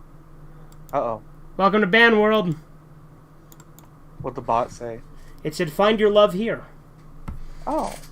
Come on, why'd you ban it? I want to find my love there.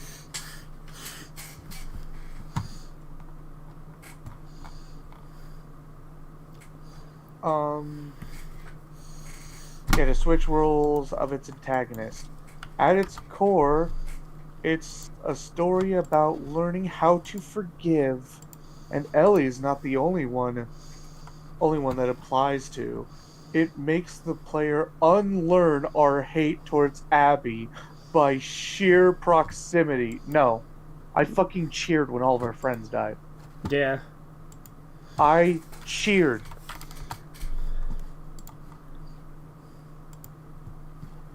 Like, seriously, I didn't unlearn shit. Yeah. Such a bad game. I want to go punch Theron in the face.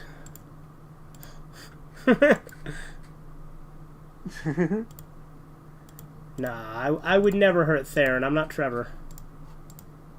What the fuck is that? What's the story behind that? Trevor gets so angry at Theron all the time. Yeah? Constantly You ever punch slugging. him? Oh, all the fucking time, dude.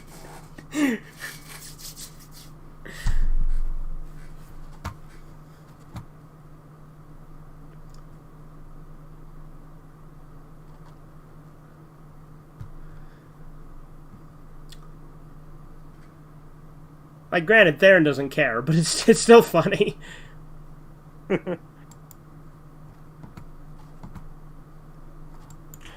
Oh wow! So with about with her in regards to Abby, it doesn't feel like the token backstory for a new villain, but rather like an origin story for a new hero. Complete with a sympathetic goal. Yeah, the sympathetic goal of I want to kill the guy who killed my father, who wanted to kill his daughter. Wow. But he was a good guy because he saved a zebra from a trap once. It's really true. Cool. It's true. I seen it. Remember when we first played through ODST? My first time playing through it, and I just see a monitor with a zebra on it. And I'm just like, you ever feel like if a man just like saved a zebra from a trap, like hypothetically, he'd be pretty cool, right? Oh yeah.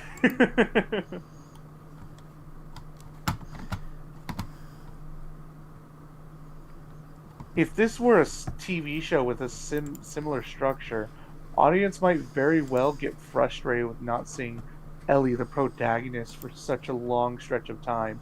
They'd tire of a sequence of episodes that seem like an afterthought dragged out long past its welcome, because that's how our media experience has trained us to see it.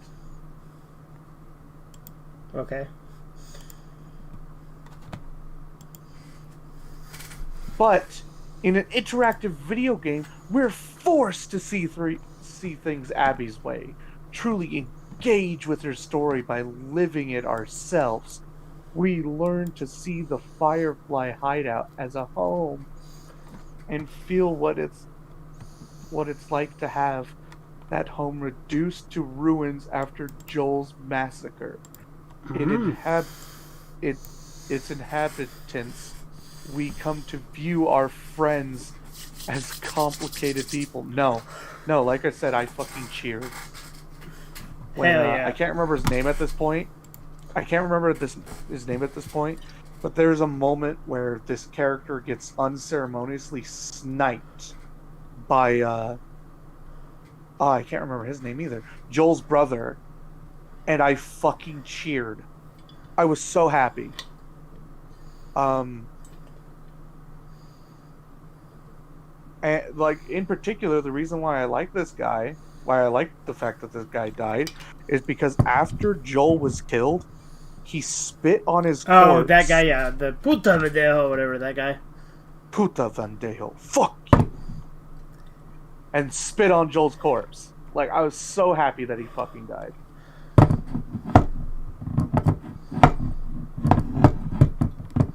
All right.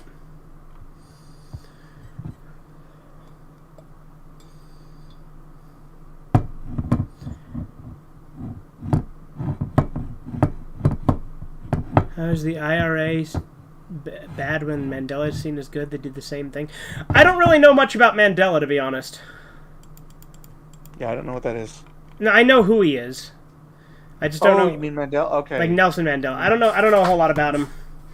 Like what he did. Yeah, me neither. The most I know about him is that he's named after that effect. He's named after the effect? Yeah. The effect was named first. Alright.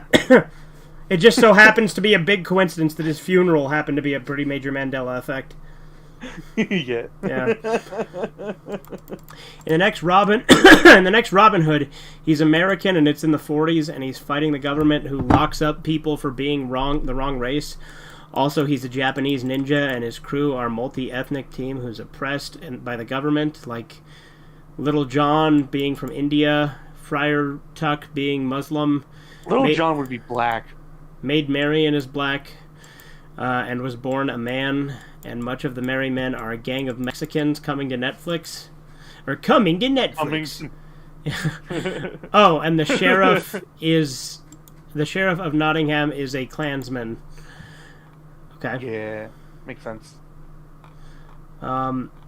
I like how you said one more, Chisu, and then did a bunch more. Very cool. Very epic. On 60 Minutes, a story of a deaf pool player when the kids threw rocks at him for being disabled. So he turned to playing pool to deal with it. Then at 18 went on the road to be a pool hustler, but a guy nailed him in the chest with a cue ball. So he turned legit and went to pro tournaments. And even has a rival who he faces. It's like an anime. Okay. On December 4th, 2022, I was on a walk and saw both the sun and moon in the same sky, so they aren't the same person. It's true. I've seen the same thing. Not that day, but I have seen it in the past. On Big Bang Theory, Howard gets his nuts cut after getting his woman pregnant again, but it's shown as a normal despite a Hebrew being sterilized. Then again, he already lost one piece of his crotch. Okay. You know how parents tell kids it's okay, everyone does it too, when trying to comfort them when there's something wrong with them?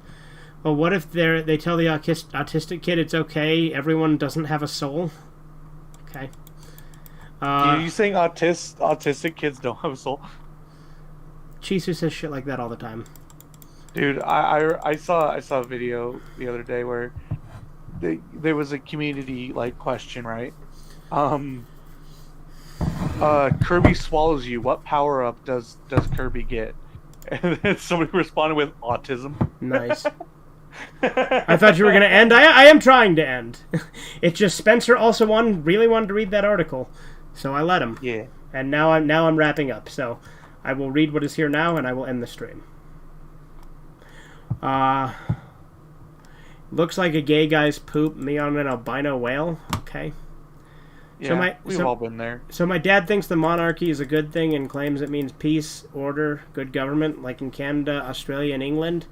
But when I point out those places suck with crappy laws that lets them arrest you for saying things the government doesn't like or owning guns, or having tattoos. You can get arrested for having tattoos? What? What? Huh. He does. Maybe it depends on what kind of tattoos. Yeah, like, maybe he means like if you get like a yeah. Okay. Which I mean, I still would be against them arresting you for that, but yeah. Because I obviously should be able to get whatever you want tattooed on your body. Anyway, he don't believe it as he never heard it on the news, which is the only source he trusts. And if something goes against his belief, he changes it to fit the news. Like UFOs being said are real in 60 Minutes. So I asked him, what is something good the Queen did in here? Give me an example. And he said, where's the Prime Minister wanted to call an election? When the Prime Minister wanted to call an election, the Governor General said no, and she represents the Queen, which I pointed out. So the Queen didn't do anything. The Governor General did. And he claimed, she represents the Queen, so it counts as her. That's dumb. Like, if I have a guy go to an appointment for me, and on the way there he helps a cat out of a tree, then I save the cat and the guy represents me, America's mascot, an eagle. Or no, sorry, represents me. Then this is a different chat. America's mascot, an eagle. Britain's mascot, a devolved inbred guy who rules as king and costs the taxpayers too much. Yeah, true. Best line, World Cup. The only World Cup I want to hear about is a planet-sized Broughton. No. More than a C cup is a waste. So I sent more when you were mighty? Huh? When you weren't, maybe? Is what you meant? When I didn't... because he thought you were going to end. Yeah. And he sent more. Yes. And he saw you Yes, I get it. In Degrassi Junior High, Joey Jeremiah says he's so dumb it takes him 2 hours to watch 60 Minutes. Okay. I mean, that's a good insult. Yeah. On TV, a 74-minute movie is 2 hours with ads. Okay. You know how they never admit to being wrong when the science, but that the science changed? Well, imagine if that excuse was used on past things. Messenger, hey Galileo, you know how we locked you up for saying offensive truth and denying things? Or offensive and truth-denying things? Well, it turns out the science had changed, and while we don't admit to any wrongdoing, we now say that the Earth goes around the sun, but we don't admit you were right. Also, we won't let you out, as what you said was wrong at the time, So once you served your sentence for spreading falsehoods, we can let you out. We cool, homie? Okay. In Australia they ban some tattoos. That's what okay. I thought. I just was trying to find out a funny way to pronounce the way he spelled Australia. Because he said Azul Australia. Azul Australia. Sus. Anyway, that's gonna do it, boys.